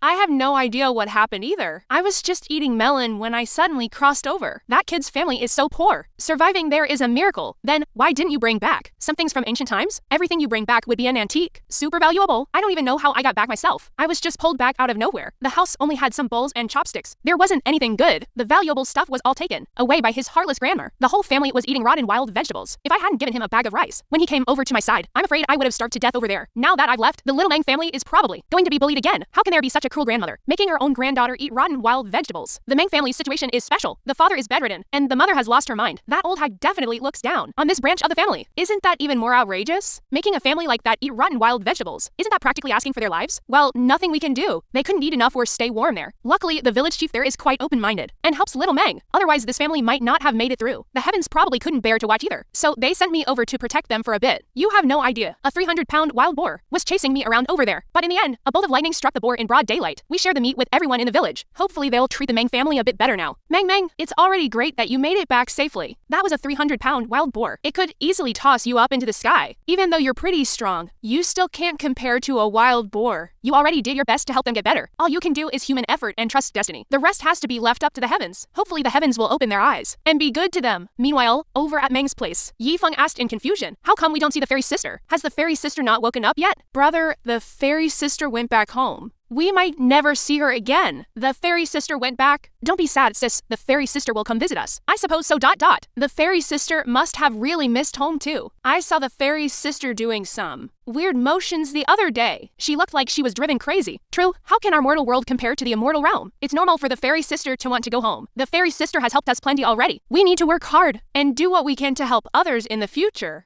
Right, Mang will work hard to cure Mom in the future. My sweet little Mang, don't be sad. You'll see each other again. Really? Mom, when can the fairy sister and I see each other again? When the time comes, you'll meet again naturally. Don't rush, my sweet little Mang. Okay, I believe you, Mom. Mom, how are you? Do you remember me? I'm Xiaofeng, but Aunt Lin didn't answer and just started eating the meat. Brother, it looks like Mom isn't fully better yet. She doesn't remember you, though Mom seems to recognize me now. Don't lose heart, brother. Someday Mom will remember you too. This is a good thing. At least Mom can recognize people now. Even if she doesn't recognize me, she get better eventually. Little Mang nodded in agreement. Sister, I'm heading to the fields. Take good care of Mom and Dad at home. Okay, brother, be careful. Grandma and her precious grandson walked up. Old Mrs. Yi brought the members of the eldest branch over. Well, where are you off to? Grandma, why are you here? Don't you have any idea? We've already found out. That vixen has already left. This time, let's see who's going to protect you. I get it. You guys came here to steal our meat. I'm going to tell the village chief. At that moment, Yi Daling stepped forward and slapped him, hit Yifeng right in the face. You still want to tell the village chief? Not respecting your elders, failing to honor your seniors. You thoroughly deserve a beating, since your second brother is bedridden and can't control you. I, your eldest brother, will step in to do it. You bunch of jinxes. How do you deserve to eat meat? Living is just a waste of food. How could you ever compare to young master here? Don't be angry, my good grandson. It'll be bad if you get sick from anger. Today, Grandma is going to take all the meat back. Let you enjoy some meat. Brother, are you okay? Are you hurt? Sister, I'm fine, don't worry. I am definitely not letting them take this meat today. Still running your mouth? Looks like I really need to teach you all a lesson today. You have zero respect for your elders. Just then, a voice rang out. Stop, don't you dare bully my little Mang. Hearing Aunt Lina's voice, old Mrs. Yi's expression instantly turned ugly. Then he said, even if this crazy woman is protecting you today, it's useless. We're taking the meat for sure. Mom, she's just an idiot. Why are you scared of her? Right, she's just an idiot. What kind of storm can she stir up? Aunt Lina, get out of our way right now. We're only taking the meat. For your second brother's sake, I won't hit you. Right after she spoke, Aunt Lina walked up and slapped Yi Daling right across the face. Yi Daling was sent flying to the ground, stunning everyone around them. That was so ungraceful. As a scholar, I simply cannot bear to watch this. Dad, you're so useless. You got knocked flat on the ground by a woman. Stop talking trash. This crazy woman is ridiculously strong. Hurry up and help. Right after that, Chen Juhua and Yi Yan rushed forward and pinned Aunt Lina down. Let's see what tricks you crazy woman have left this time. Looks like I have to teach you a lesson, or you won't learn. Let go of my mom. Little Mang rushed forward, but was pushed aside instantly. Grown-ups are talking here. What are you little kids sticking your noses in for? Today I'll take my second brother's place to teach you. You ungrateful, rotten woman. Big brother? My own wife. Isn't your place to discipline? If you want to discipline my big brother's wife, should I help you out with that too? How about it? Second brother, how are you able to stand up? What? Did you want me to stay bedridden forever? So my family could be bullied by you for the rest of our lives, and you could bleed us dry forever? Second brother, calm down. This is all just a misunderstanding. Your wife went crazy, and I was just stopping her from acting up. Really? With a single kick. You were laying sent Yi Dowling flying away. Misunderstanding. You call that a misunderstanding? My legs might be paralyzed, but my ears aren't deaf. Big brother, my legs just recovered. So they're a bit out of control. I couldn't control my foot for a second there, and I kicked you flying. You won't mind, right? This is all just a misunderstanding. Erlang, how did you get better? The doctor said you'd never recover in this lifetime. How did you suddenly get better? Sorry to disappoint you, Mom. I just got better. I'm completely healed. Don't ever think about preying on this family again. We've already split the household, so stop bothering us. Otherwise, don't blame me for being ruthless. Yi Erlang, you unfilial son. Even if the family split, you still have to show filial piety to your old mother. That's the rule. When you emptied out our house, what happened to that rule? I didn't report you to authorities or make a big deal out of it, which is already generous enough. Don't you dare try to take anything else from me now. Yi Erlang, is that any way to talk to your mother? The only reason Mom took those things was because your family is full of idiots, and you're bedridden, afraid others might eye your stuff. Isn't that why she took them? You really are an ingrate, completely biting the hand that feeds you. Immediately, then Erlang walked right up to Chen Juhuer and slapped her across the face. Xiaomeng? Xiaofeng, how are you two doing? Are you okay? And not picky with food. I'm fine. That's great, Dad. You can get out of bed now. I am so happy. Xiaomeng, why are you crying if you're happy? Did they hurt you? Dad will go demand justice for you. No, Dad, I'm just happy. From now on, even without the fairy sister, you can protect us too, Dad. Xiaomeng, Xiaofeng, it's Dad's fault for letting you suffer. It won't happen again. I can't guarantee you a life of luxury, but I'll make sure you're well fed and warm, and never bullied again. Dad, as long as you're better, we're fine. Yi Erlang, you beat me into a pig head and treated us like air? What, you want more? You hit my kids, and I'm settling the score. Isn't that fair? You need to compensate us. Your house has so much wild boar meat. You better pay up with some of it. In your dreams, I'd rather feed it to Da Wang at the front of the village than give it to you. Oh yeah? You little jinx. Getting mighty bold with your words now, aren't you? Enough, Mom. If you have nothing else, get back home. Or don't blame me for being ruthless. Yi Yan was about to explode with anger at this point. Never thought that one day he'd be humiliated like this. He suddenly lunged forward. Grandma and her precious grandson walked up. A bolt of lightning struck down, hitting Yi Yan directly, leaving everyone completely dumbfounded. My dear grandson, are you okay? Old Mrs. Yi hurried over. Another bolt of thunder struck down. Old Mrs. Yu was blasted straight to the ground. Next, more bolts of thunder started raining down, blasting several of them flying away, flying freely together through the air. Is our family celebrating the new year early? So lively! Since it's destined to be with her family, our family hasn't been this lively in ages. Maybe this is the heavens, celebrating our family's rebirth, and giving us their blessing. Grandma and her precious grandson walked up. Erlang suddenly felt his vision go dark, and completely. When Erlang opened his eyes again, he was already sleeping in bed. Great! Dad, you're awake. You scared us to death.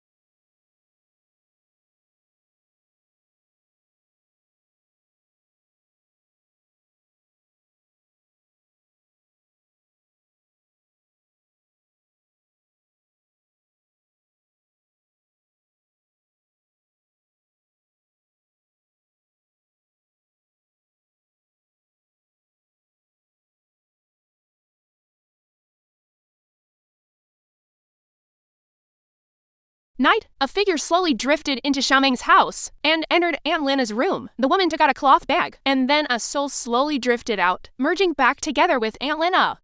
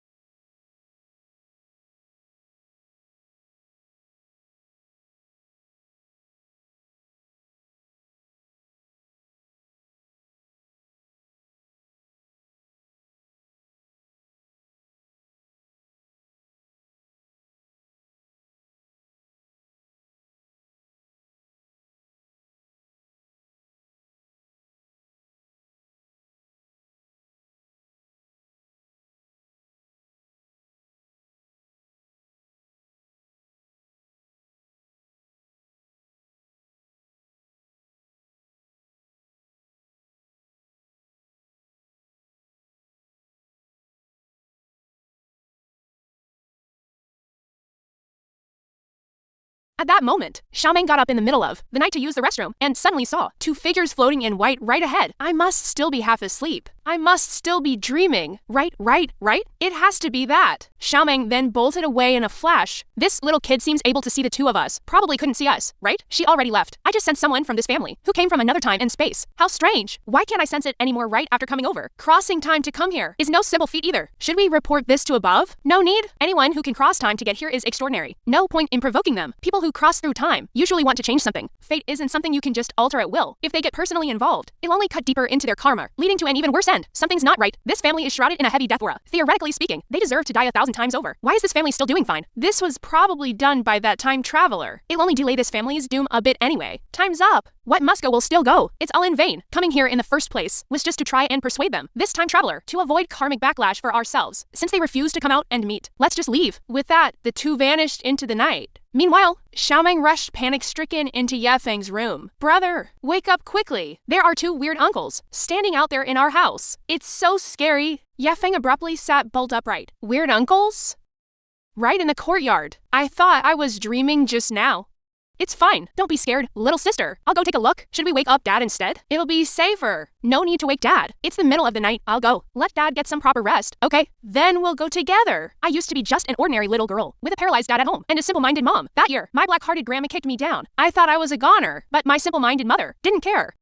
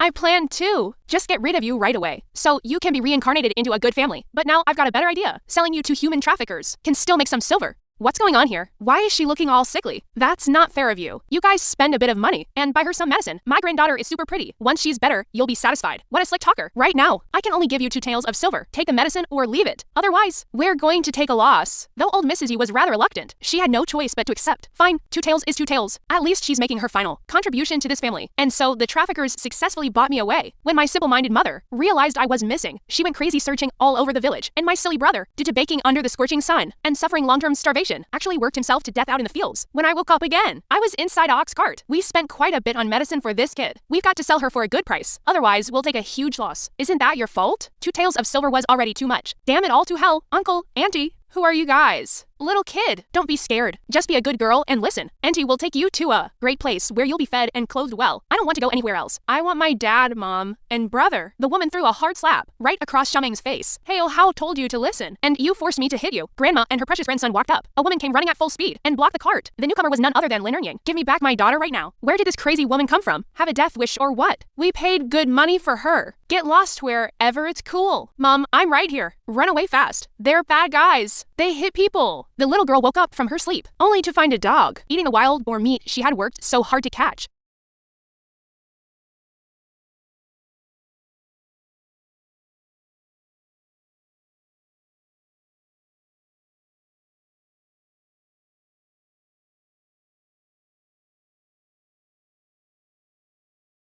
This braised pork is actually made quite well, but it still has room for improvement. Give me back my braised pork. The braised pork has already been eaten. It's right in my belly. Little Meng instantly gets furious upon hearing this.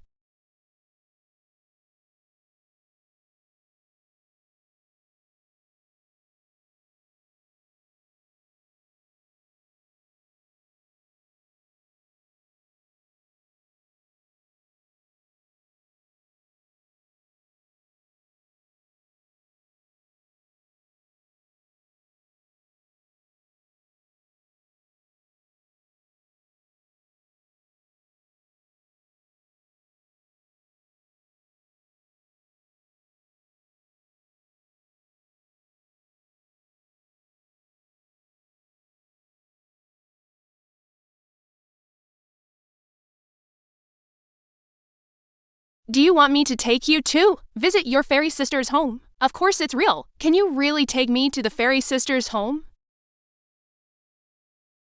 Then I won't make you compensate me for my meat. Of course I can. But, you see, you'll have to make me a lot more braised pork. Deal, I promise. As long as you can take me to the fairy sister's place, I won't hold this against you anymore. Great, great, great. His Majesty will take you right now. Then a flash of golden light gleamed, and they vanished on the spot, reappearing shortly after. They arrived at Yi Mengmeng's house. We've really come to the fairy sister's home. This is wonderful. I get to see the fairy sister again. How about that? His Majesty didn't lie to you, did he? This bodyguard's place is actually pretty nice. Remember to go back and make me some braised pork. Alright, don't worry. You'll definitely get your meat. Not long after, Yi Mengmeng returned home. Seeing little Meng, she was instantly overjoyed and surprised. Little Meng, how did you manage to get over here? I thought we would never see each other again. Fairy sister, I thought we'd never see each other again either. This little dog brought me here. A little dog? What kind of dog is this amazing? Of course it's yours truly. Bodyguard, go pour me a glass of water right now. Eating that braised pork nearly killed your Majesty. Hearing a dog that could talk. Yi Mengmeng couldn't help but be startled. Then Yi Mengmeng curiously walked over and picked up the puppy. How strange. Why can't I see a switch anywhere? It must be a hidden switch. This design is really nice. It even talks, and the texture feels real. Where did you get this? I want to buy a few for my friends. Then Yi Mengmeng started fiddling with it up and down. Fairy sister, is this puppy real? It's not fake. Hearing this, Yi Mengmeng quickly stopped her hands. This is a real puppy? No wonder it felt so real. How are you doing your job as a bodyguard? How dare you lay hands on this king? What a bold bodyguard. Bodyguard? What bodyguard? Are you saying I'm a bodyguard? Of course I'm talking about you. Did you think that little kid could be a bodyguard? You are my personally appointed bodyguard. Fairy sister, this puppy said he sent you to my place and asked you to help me. He also sent me to your house. Hearing this, Yi Mengmeng was shocked. So, you're the culprit behind all this. I thought the heavens were blind, sending me such a random package. I never expected the mastermind to be a harmless little puppy. Talk about a bodyguard. Yi Mengmeng stared coldly at the puppy. Hey, what's with that look? Don't tell me you're plotting against this king too? Are you going to eat me? I wasn't planning on it, but now that you mention it, I just might. Calm down. Hear me out first. I had no choice either. Otherwise, that little kid would have drowned. Fairy sister, this puppy saved my life after all. Can you let it go, please? Don't turn it into braised dog meat. Little Meng, sister is just trying to scare it. Sister doesn't want to eat its meat. That scared me to death. Phew, close one. I had my reasons too, you know? I'm bound to Xiaomeng now. If anything happens to her, I'm going down with her. So I teleported her to your house.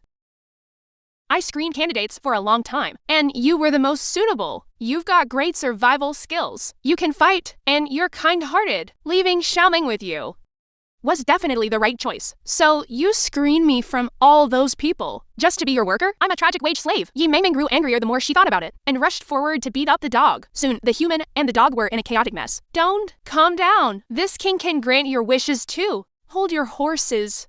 Hearing that she could get a wish granted, Yi Mengmeng stopped. Can you really grant my wish? Then I want eternal youth and immortality. That's not too much to ask, right? I've already granted your wish. Didn't you want soy sauce earlier? I already satisfied that. You scoundrel, don't push your luck. Just that single bottle of soy sauce. You call that a wish? You asked for it yourself. I didn't force you. Fairy sister, don't hold it against him. If this puppy could really grant wishes, you wouldn't need to help me. It's just a little dog that loves beef. Little Meng, how can you not trust me? I can't help it. My powers are limited right now. Once I recover, I promise I can grant your wishes. Well, nothing too crazy. Life and death. I can't do much about that. Got it? I don't believe you. By the time you recover, who knows when that'll be? Why is the gap so huge? Say no more. You have to rely on yourself. Depending on others won't work. Sooner or later, you'll choke. Xiaomeng is so sensible. Xiaomeng, sister will let you try the local food later. It must have been tough eating what you had at home. Let sister treat you this time and help you build up your strength. Really, thank you so much, Fairy sister. Meanwhile, Yi Mengmeng was driving, taking Xiaomeng through the streets. Fairy sister, houses here must be really nice, right? People living here probably don't get cold in winter. My family's house gets freezing in the winter. Some people even freeze to death. Around here, houses get cold in winter too, but we have lots of heating tools now. Basically, nobody freezes in the winter. A place run by immortals is amazing, not even afraid of freezing to death, but with Fairy sister's help. I don't need to worrying about surviving this winter. Once Dad's leg heals, I'll have even less to worrying about. all these years bedridden. After I left, did those relatives give you any trouble? Grandma came, but Dad's leg is better. And thanks to the puppy's help, we chased Grandma away. I'm glad you're okay. Fairy sister, this carriage is amazing. It barely shakes at all. Little Mang, this is a car. We built it. It's not pulled by horses. Well, returning just one to Grandpa is enough. That's amazing. Soon enough. They arrived at the restaurant entrance. Xiaomeng, wait for me outside for a moment. I'll go find a parking spot. Remember not to run around. And don't talk to strangers. So Xiaomeng quietly sat outside the restaurant waiting for Yi Mingming. Grandma and her precious grandson walked up. A woman walked over, saw Xiaomeng in her different clothes, and asked curiously, Little sister, did you run into some trouble? Xiaomeng just looked at her with a puzzled face and didn't speak. How pitiful. Looks like she's mute too. So poor. Seeing as you're so cute. I'll do a good deed today. The woman pulled out a banknote, threw it in front of Xiaomeng, and left. How strange. Why is this person throwing things around? Soon enough. More and more people saw Xiaomeng and tossed money at her. When Yi Mingming returned, she saw a huge pile of stuff laid out in front of Xiaomeng. Yi Mingming asked in surprise, what's going on here? Little Mang, why is there so much stuff? Fairy sister, I don't know either. They just started giving me things. People here are really nice. They probably thought you were a little beggar and were pitying you. Didn't you explain it to them? Didn't you tell me not to talk to strangers? So I ignored them. Well, returning just one to Grandpa is enough. My bad, since they gave it to you. Might as well keep it. You just earned your meal money. It's my fault for not buying you clothes. After we eat, sister will take you to buy some new clothes, so you'll look all pretty, and nobody will mistake you for a beggar anymore. Our Xiaomeng is already cute. Wearing new clothes will make her even cuter. No need, fairy sister. Mom worked hard to make these clothes for me. I love them so much. Xiaomeng doesn't want to change out of them. I'm afraid Mom would see and think I dislike her clothes. Plus, I shouldn't trouble fairy sister anymore. Fairy sister has helped me enough already. All right? Fine. Make sure you stuff that little belly of yours later. Okay. Okay, all right. With a whole table full of dishes. Fairy sister. How are the two of us supposed to finish it? It's way too lavish. It's fine. Don't worry at all. We'll pack up and take back for you. After all, this meal money was earned by you. Today, you're the little boss. Really, thank you so much, fairy sister. Don't stand on ceremony with me, Xiaomeng. Just eat your fill. If it's not enough, we'll order more. So Xiaomeng happily dug in. Just then, a man and a woman walked in and spotted Xiaomeng right away. What's wrong with this restaurant? How are beggars allowed to eat? How is anyone supposed to eat like this? It really ruins the appetite. Exactly, this is supposed to be a high-end restaurant. How did a little beggar sneak in? Where is the waiter? Get over here right now. A waiter hurried over. What's wrong? Sir, I'm sorry. Everyone who dines here is our honored guest. What's wrong with your restaurant? How are you letting beggars in to eat? Do we have to get sick of the stench just trying to have a meal? Exactly. I'm a manager at a company after all. No way this can go on. I order you to kick these two out immediately. What kind of trash is eating in the same restaurant as me? Sir? Madam? I'm sorry.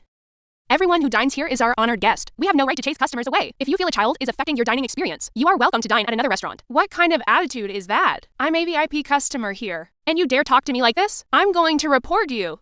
That's right. Go get your manager. I want to report you. The waiter could only leave helplessly.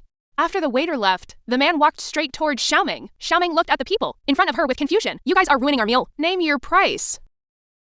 How much money will it take for you to get out of this restaurant? Seeing this little beggar is ruining my precious wife's appetite. Sorry, I don't care about your pocket change. Why don't you guys get lost instead and stop ruining our meal? Mister? Thank you for your kind offer, but we can afford to pay for this ourselves. Don't trouble yourself. I told you to take the money and get lost. Looking at you makes me lose my appetite. Who said anything about paying for your meal? Oh, I see. Seems Xiaomeng misunderstood. Sorry, mister. I'll be leaving once I finish eating. Are you mocking me, you little beggar? I told you to get lost right now. The man raised his hand to strike after speaking. Yi Mingming quickly stepped in. A grown man hitting a little girl. How shameful. Mister, are you a bad person? I thought everyone in the immortal world was good. Dear guests, the worst I can do is pay your medical bills. I'm giving you money beggars couldn't earn in a lifetime. Exactly, hitting you means you met as nobles. How dare you fight back? Looks like you can't handle this windfall of wealth. With those words, Yi Mingming slapped the man across the face, knocking him flat on his back. Then, with another swift move, as those words fell, a grown man hitting a little girl. How shameful. Fairy sister can even kill a 30,000-pound wild boar. Offending fairy sister means you messed with the wrong person. Dear guests, why are you lying on the floor? Is the floor cooler? That's right. She slapped both of us. I want her to pay tenfold. That's 20 slaps.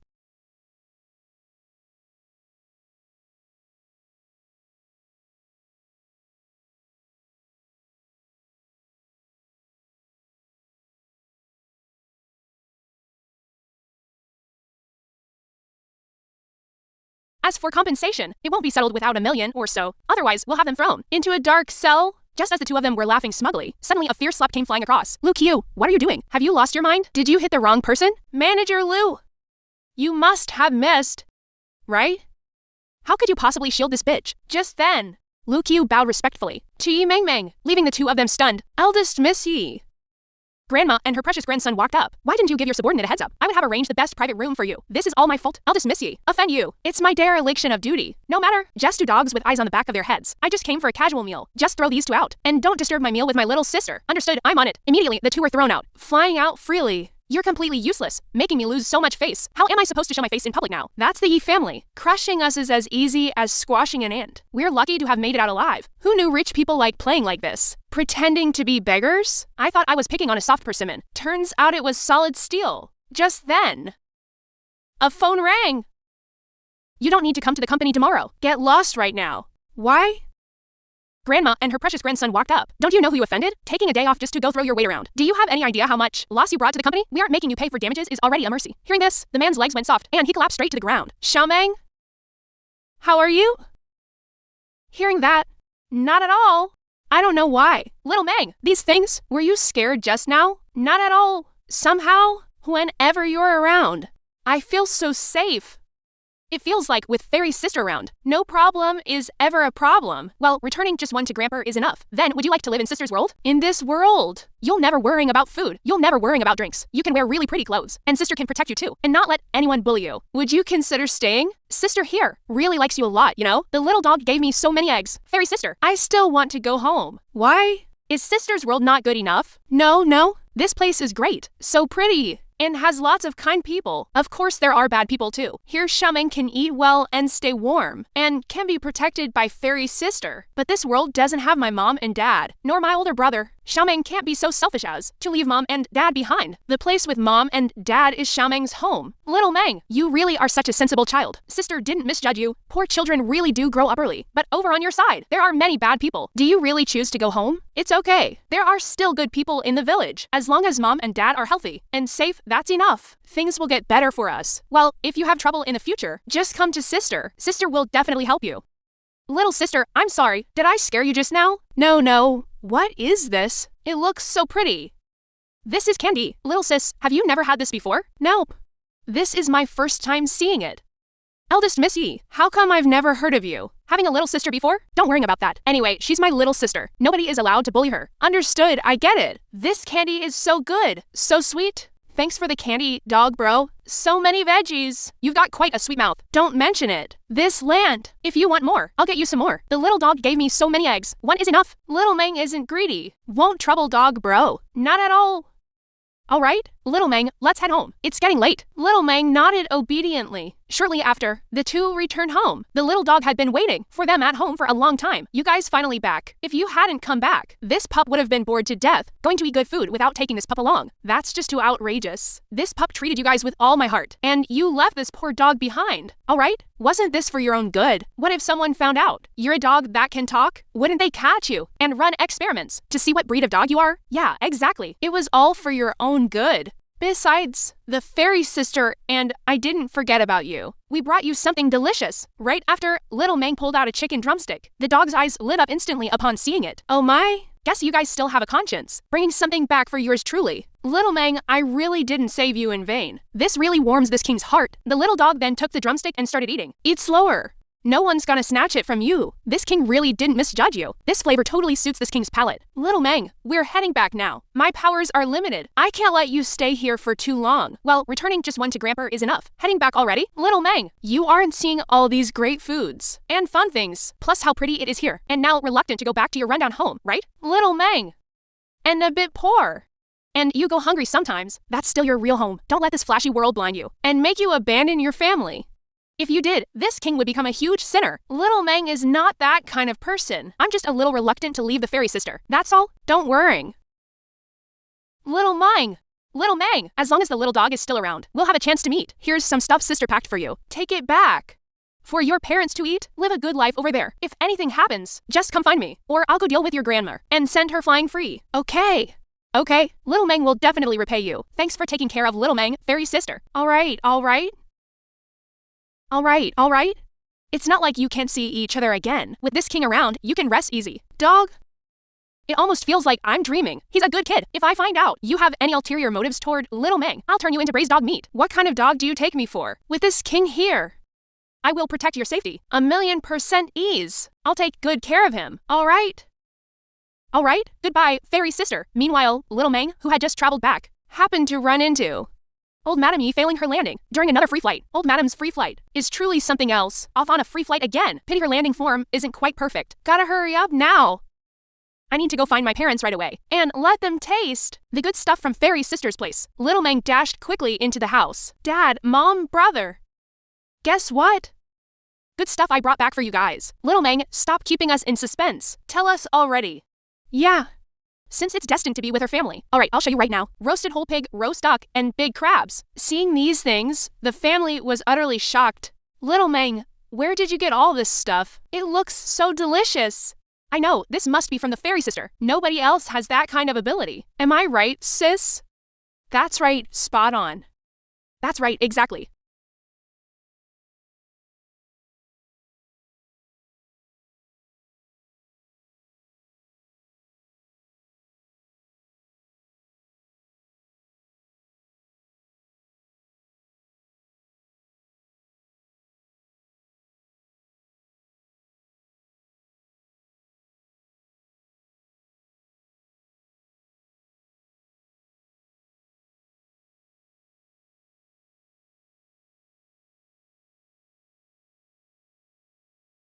Stop barking. Bark again, and I'll make you into braised dog meat. You old bat trying to prey on this king?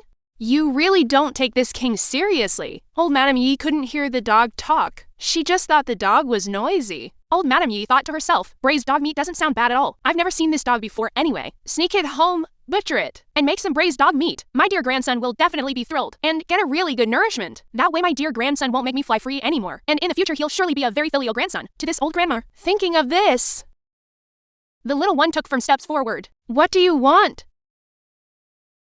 I'm warning you not to mess around. This king is not a dog to be trifled with. Words finished?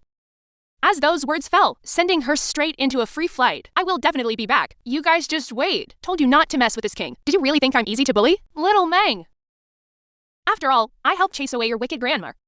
Of course I saved some for you. Don't worry. Little Meng promised you, you won't miss out. Right after, Little Meng pulled out a leg and gave it to the dog. Not bad, not bad. This king really didn't misjudge you. You still remember me. Now, this king has unlocked some abilities to help you out. Abilities? What kind of abilities? Can it give me lots of delicious food? Words finished? As those words fell, arrived at a huge field. Various vegetables were planted in the field, leaving Little Meng completely stunned. Little Meng! Little Meng! Little Meng loves it. So many veggies. If this belonged to our family wouldn't have to worry anymore, as long as you like it. This land is yours from now on. You are the master of this land. Really? Of course it's real. You aren't just messing with me because I want it, right? I might want it, but I'm not stupid. Dad said, pies don't fall from the sky. Do you trust this king so little? This king's life is tied to yours now. Only when you live well can this king have meat to eat. Your village is too poor, always trying to turn me into braised dog meat. So you've got to protect this king well. Even though this king has extraordinary powers, these powers can't be used by myself. They can only be granted to someone else to use. The things in this field can only be retrieved by you, Little Meng. A flash of golden light, and a figure appeared on the main street. Little Meng, you're here. Fairy sister, why are you here too? There are so many cars from your place here. They must be super expensive, right? Little Meng, you can drive and use any of the cars in this garage. They're all prepared for you by your dear fairy sister. Really? Fairy sister? Of course it's real. Thank you so much, fairy sister. In the future, when we go to town to buy things, we won't have to walk anymore. Ox carts are too expensive, and our family is very poor with no money. This suits our family perfectly. But Little Meng, do you even know how to drive? It wouldn't be good if you hit someone. Little Meng doesn't know how. You don't need to worry about that. Little Meng, with this technical advisor me around, driving a little car is a piece of cake. This king has a way to make you learn instantly. Just leave it safely to this king. That's good then. Little Meng can rest easy now. All these years bedridden. Remember to always be safe, Little Meng, okay? I know. Fairy sister, don't worry. All right? This king will take you to check out the next place, all right? And Little Meng appeared in yet another place, where there were tons of poultry. Wow. So much poultry. And so many eggs too. How about that? Are you shocked by this king's abilities? These things now belong to you too. Hearing this, little Meng was pleasantly surprised beyond measure. Little dog, you are treating me way too well. It almost feels like I'm dreaming. Don't be too touched. For this king. That was just a piece of cake. Just remember to feed this king more meat in the future. Also, little Meng. Don't get too reliant on this. Little Meng can only solve your immediate problems. Don't go thinking that just because you have all this wealth, you can sit around at home all day like a chick and turn into a huge lazybones. Even a mountain of gold will run out one day if you just eat from it. Little Meng knows I won't become a lazybones. I'll work even harder. Lots of eggs. Too many to finish. Simply can't finish them all.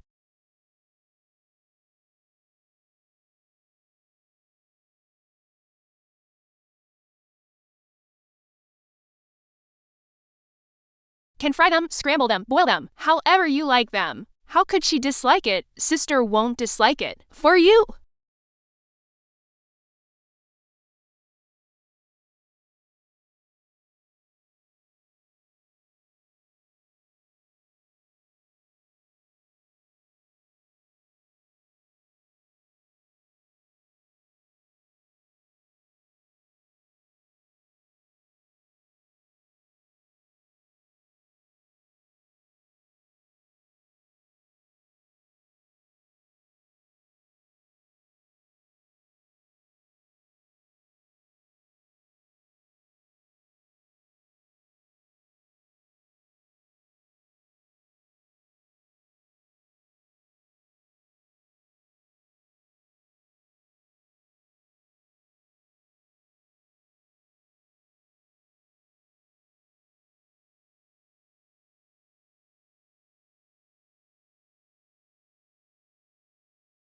These should be considered really good things. Seeing you share good things with sister. Sister is very happy. That's good then. As long as fairy sister doesn't mind. All these years bedridden. Alright. Little Meng. Alright. Little Meng. Hurry back and cook for me. Little Meng. Do you want to stay here and have a meal with sister before heading back? Little Meng, thank you for the kind offer. Fairy sister. The little dog gave me so many eggs. I need to hurry back. And let my parents have these eggs. Alright then. Let's eat together next time. Okay, goodbye fairy sister. Words finished, a flash of golden light, and she vanished from the spot. Back in ancient times, little Meng hurried home carrying the eggs. Yi Erlang and Yi Feng looked at the eggs in little Meng's hands, completely shocked. Sis, did fairy sister give you these again? Little Meng, you really shouldn't tell your family about this king. I'm afraid your family might treat me like a monster. Where did this dog come from? Did you pick it up, little Meng? Little Meng only then realized they couldn't understand what the little dog was saying. Dad, doggy, it's precisely because of this little dog that I was able to find these eggs. The two were instantly astonished. Looks like this dog is quite human-like, actually following sister back home. Yeah. Seems like a good dog, since it's destined to be with her family. Let's keep and raise it. But little dog, our family doesn't have any good food. Whatever we eat, you'll just have to eat along with us. Is this looking down on this king? With this king around, you guys will never go hungry. I will protect your safety. Dad. This dog is very well behaved and not picky with food. That's good. Dad will cook tonight. All these years bedridden, making you kids take care of dad. This time, let dad take care of you guys. And taste dad's cooking. Great, we'll count on dad then. Your cooking is so delicious. Way better than brothers. Sis, what kind of talk is that? My cooking is pretty good too. Even if it's just a little bit worse than dad's. Alright, stop bickering you two. Hurry up and eat. It's rare to have so many good things. Make sure you eat your fill. The two little ones happily nodded. Meanwhile, over at old Madame Yi's house, smelling the fragrance of eggs, she started drooling uncontrollably. Just how many good things does that Jinx family hide? How can it smell so good? Exactly. Are the things in that Jinx family's house endless? No way this can go on. Grandma, what are you even doing? Where's my meat? There's so much good food at the Jinx family's place. Did you secretly keep all the good stuff for them and hide it from us? My dear grandson. How could Grandma give those Jinxes anything? I searched the place completely clean. They must have hidden the good stuff behind my back. Then go snatch all the eggs and meat over here right now. Words finished? The dear grandson kicked his good grandma away. As those words fell, early on the fourth day, Yi Erlang was getting ready to head out to the fields. Dad is going to work in the fields. You guys stay home and take good care of your mom. Don't let her run around, you hear? Don't worry, Dad. We'll take good care of Mom. Don't worry, Dad. We'll take care of her. Alright then, I'm heading out. And so Yi Erlang went out. Brother, I'm going to return. The eggs Grandpa Village Chief lent me. Sorry to trouble you with taking care of Mom. Brother, sis, maybe I should go instead? You stay home and take care of Mom. I walk a lot faster. No need. Brother, let me go instead. Little Meng borrowed the eggs, so Little Meng will return them. Alright then, be careful on your way, sis. Carrying a whole basket of eggs. Little Meng headed toward the village chief's house. The villagers along the way were stunned. Not many families have this many eggs. Nowadays, the Meng family shouldn't have this many eggs, right? Could these be stolen? Stolen my foot? Whose family in the village could even have that many eggs? Besides, if someone stole eggs, who would openly bring them out in broad daylight? She must have planned ahead and found some way to get them fair and square. Soon enough, Little Meng arrived at the village chief's house. Little Meng, do you need something from Grandpa? Village chief Grandpa, Little Meng is here to return your eggs. You lent me an egg back then. Grandpa did lend you an egg, Little Meng, but Grandpa already said you didn't need to return it. No way! Little Meng said I would return it. These are all for you, Grandpa. So many. Little Meng, where did you get all these eggs? I picked them up on the mountain. Little Meng is super lucky. Is that so? Well, returning just one to Grandpa is enough. Keep the rest for your own family to eat. You guys have it hard. Your family has it tough. You don't need to give Grandpa this much. Just do it for fun. Village Chief Grandpa, please take it. We still have plenty at home. Don't you worry. We won't go hungry. Back then, only the village chief was willing to lend me eggs. Little Meng, give more to the village chief. Village chief, please make sure to accept this. As those words fell, Little Meng put down the eggs and bolted away. Little Meng, why are you running off like this? With so many eggs, your family should take them to town to sell. Making some extra money would be good. Before the village chief could finish, Little Meng had already vanished. This girl, she truly understands the meaning of repaying a kindness. She's so sensible. Dad, brother, we have so many eggs. The village chief told me we can sell them in town for money. That way we'll have cash to find a good doctor for Mom. But the town is so far away. Sis, besides food, our family doesn't have a single coin left. It's fine. Dad will go. So what if it's far? Dad will head out. Leave it to me. No way, Dad. You just barely recovered. The fairy sister said, you mustn't overwork yourself. That's right, exactly. Sis is right. Dad shouldn't overwork. But you two are still too young. I'd worry sending you to town alone. Don't worry at all. Little Meng will figure it out. Early a few mornings later, Little Meng secretly packed the eggs, ready to set off for town. She bumped into Granny Yi taking her eldest grandson to town. Well, where do you think you're going, you little jinx? With so many eggs, and you aren't even showing respect to your granny. Little Meng, you should be jealous. Granny says she's taking me to town for treats. Hurry up and move. Watching that jinx always brings trouble. The ox cart finally deported. Looks like it's time to use the car the fairy sister gave me. With a snap, a small car appeared, right on the path ahead of the ox cart. A little car zoomed past and left it in the dust. Everyone stood there dumbfounded. Little Meng, did you strike it rich? You even bought a new car. Granny, buy me one right now. I want one too. My good grandson, our family really has no money for this. That little jinx must have stolen it. If we have no money to buy one, they definitely have even less. You're in your 70s now, the prime age to work hard. Get to work right away and buy me that car Little Meng has. I want one even better than his. My dear grandson, aren't you making things hard for your granny? I don't care. I want it. Or you can fly yourself to town. As those words fell, the dutiful grandson gave his dear granny a free flight. Before long, soon enough, That was so fast. We arrived in town in no time. It used to take forever. It took hours just to get here. Little Meng, I set up an invincible safe driving system for you. Absolutely safe, reliable, and comfortable. It even comes with built-in navigation. This was Little Meng's first time in town. She had never been here before. How is Little Meng supposed to sell these eggs? There must be so many people here. Little Meng is a bit scared. Don't be afraid at all. With this king here, I will protect your safety. Nobody can hurt you. Even if there's someone I can't handle, I'll call your powerful fairy sister over. With your fairy sister around. Little Meng, you can rest easy. Better not bother the fairy sister. Bothering her too much isn't good. Little Meng can do this. I will definitely sell these eggs. Once the eggs are sold, we can afford a good doctor. That way Mom can get better. And our whole family can finally reunite. All right. Seeing this determination, this king is very pleased. With that thought in mind, the little one took firm steps forward, walking slowly into the town, driving her small car down the road. Little Meng stared at everything with pure curiosity. This really is a town. There are so many people. Though it can't compare to the fairy sister's place, it's still very lively here. Soon enough, ready to start selling eggs. Little Meng just stood there blankly, and not a single person came over to ask, how could this happen? Why isn't anyone buying? This is so strange. Little Meng, you have to shout out. If you don't shout, how will anyone know you're selling eggs? How do I shout? Little Meng doesn't know how. Just shout like this. Fresh and delicious eggs. Kids who eat them will top the imperial exams. Elders who eat them will reverse aging. Men who eat them can wrestle tigers. Women who eat them turn back to 18. Are those claims even real? Absolutely no deception. Aren't you just lying to people? Little Meng doesn't lie. You really are a bad little dog. Isn't this king doing this for your own good? You're probably not going to sell a single egg now. And this king has to stay with you all day. If you followed my advice, you might have actually sold some eggs, even if Little Meng can't sell them. I won't trick people. Lying is bad. Well then, how about we call your fairy sister over? Let her think of a way for you to get these eggs sold. Would that really be okay? It bothers the fairy sister too much. What if the fairy sister gets angry? That would be terrible. Right at that moment, Grandma and her precious grandson walked up, and a figure appeared on the main street, appearing completely out of thin air. It left everyone around dumbfounded. Has a deity descended to the mortal realm? This must be immortal magic. Immortals have descended to save the common folk. Immediately, everyone dropped to their knees. Little Meng blinked with a clueless, cute look. What just happened here? Fairy sister, we're the ones who called you over. Little Meng, I was wondering why I suddenly ended up here. What's wrong? Why did you call me? Fairy sister, Little Meng didn't want to bother you. This silly dog insisted on calling you over. Fairy sister, please don't be angry. I called you here to teach Little Meng how to sell eggs. She just stands there like a wooden post and hasn't sold a single egg all day. This king is quite worried.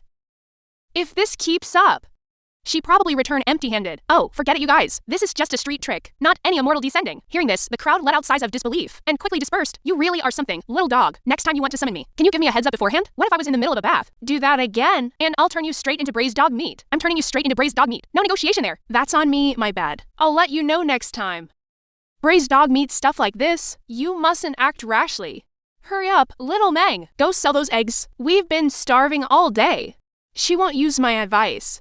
Your advice is useless. Meng doesn't want to trick anyone. All right. Selling eggs is easy. Just give them away for free. Oh no, I trusted her intelligence too much. Strong combat power means low intelligence. What should we do now? Are these eggs really free? Of course they are free. You can rest assured. With that said, Meng gave an egg to the woman. We're totally doomed. We're going to lose everything. You better mentally prepare yourself. Get ready to eat tree bark. Stop talking nonsense, dog. The fairy sister is doing this for a good reason. I trust her. She never does things without a plan. Fine, when you're eating tree bark, you'll realize your mistake. Even a mountain of gold wouldn't last. The woman was overjoyed. Would you like free eggs? I want them. Of course I do. Buy 3 eggs from me, and I'll give you 1 free. Buy 5, get a free. Buy more, get more. Would you like to buy more? The woman thought for a moment. Then he said, Meng will open 1. Give me 5. You better give me 2 extra. You promised that yourself. Soon enough, The woman got 7 eggs and left happily. Then more people came running over. In no time, all the eggs were sold out. Fairy sister is amazing. I told you she had a reason for doing what she did. I underestimated you. Not bad at all. Truly the one I chose. All right, eggs are sold. Take the money, Meng. Finally, some cash. Now Meng can afford a good doctor to cure you. Thanks. Fairy sister. Don't mention it. Since we're here, let's check out the ancient town. Ancient towns have a unique vibe. Yay, awesome. Meng wants to look around. Even better with Fairy sister here. Grandma and her precious grandson walked up, a figure in the sky. Why is that old lady flying again? That old lady is unbelievable. Her flying skills are getting better. If she keeps practicing, she achieved greatness, getting stronger indeed. Meng drives super fast, but Grandma flies even faster. She might even beat cars someday. You little jinx, you're the reason I'm flying. And you're mocking me? I'm going to beat you up. Don't you dare. No matter how many times you fly, you never change. Want to fly again right after landing? Her voice stopped dead. Her expression instantly turned ugly. Oh, my good granddaughter. How could I ever hit her? It's just a misunderstanding. Total misunderstanding. Don't take it seriously. I just got carried away flying and didn't snap out of it. That's why I talked nonsense. Oh, please, get lost already. Don't disturb us. Grandma scuttled away in a flash. Grandma really bullies the weak. She runs away super fast. All right, let's ignore your toxic grandma. Don't let her ruin our mood. Okay, Meng ignores her. Fairy sister, let's go look around. Meng and Fairy sister walk down the street. A vendor is shouting out, open the oyster sticks. Open big pearls. Sticks that can open big pearls. Cheap and fun. You can open pearls here? Shall we try it? If we find a pearl, we'll get rich. Little Meng, you just made some money, and now you're going to blow it? You'll be eating tree bark soon. You need to show some restraint. Just do it for fun. Go play, Meng. What if you strike it lucky? Even if it's unlikely, it's just for fun anyway, as long as you're happy. Okay, let's go play then. Meng will only open 1. Just 1. The 2 step forward. Little girl, want to open an oyster stick? Only 3 coins to open 1. Don't listen to him, it's a scam. Don't believe a word he says. I opened 1 here earlier, and couldn't even find a pearl shard. This guy's a total con artist. My dear customer, if your luck is bad, you can't blame it on me. People have actually found pearls here. You just didn't have the luck. Take my advice. Don't open them. You'll definitely regret it. It's a total scam. With that said, the man stomped off in a huff. Little sister, his luck was just terrible. You're so cute. Your luck will be great. Fairy sister? Fairy sister, should I? It's fine. Just do it for fun. Alright, then. Meng will open one. Just then, Grandma and her precious grandson walked up. Have you lost your mind, Meng? Spending money on these stupid sticks? Such an obvious scam. Only an idiot would fall for it. A noble scholar like me would never get scammed like you. Country bumpkins entering town. Total lack of culture. Wouldn't it be better to buy food? Exactly. We're all grandkids here. Why is the gap so huge? One is smart. The other is as dumb as a pig. Truly a lost cause. Do you want to fly again? Why are you talking so much? Granny saw Meng and instantly behaved herself. Her voice stopped dead. Meanwhile, Meng picked up a stick and started tinkering. A crowd of onlookers gathered around. Looks like there's actually something inside. Even if there is something, it can't possibly be a pearl. Pearls don't just appear out of nowhere. No way! Is she actually going to hit the jackpot? No way! But that was back in my great-great-grandfather's day. Someone found one before. But back in my great-grandfather's time, to actually unbox one is a huge deal. After poking at it for a moment, the box opened up. A large purple pearl suddenly appeared before everyone's eyes. The quality left everyone around completely stunned. A pearl? This really is a pearl. She struck it rich. This little kid has hit the jackpot. How can this be? How can a broken box yield a pearl? I'm dreaming. I must be dreaming. Immediately, the good grandson slapped himself right across the face, stinging his face hard. Respected elders and villagers, didn't I say my boxes could unbox pearls? The pearl has finally been unboxed. I guess I've kept my word too. Fairy sister, Xiaoming has great luck. She really unboxed a big pearl. In that case, Xiaoming can find a doctor to treat mom. Yi Mengmeng was still in a daze, staring blankly at the large pearl. This luck is to defying of the heavens. Even that works?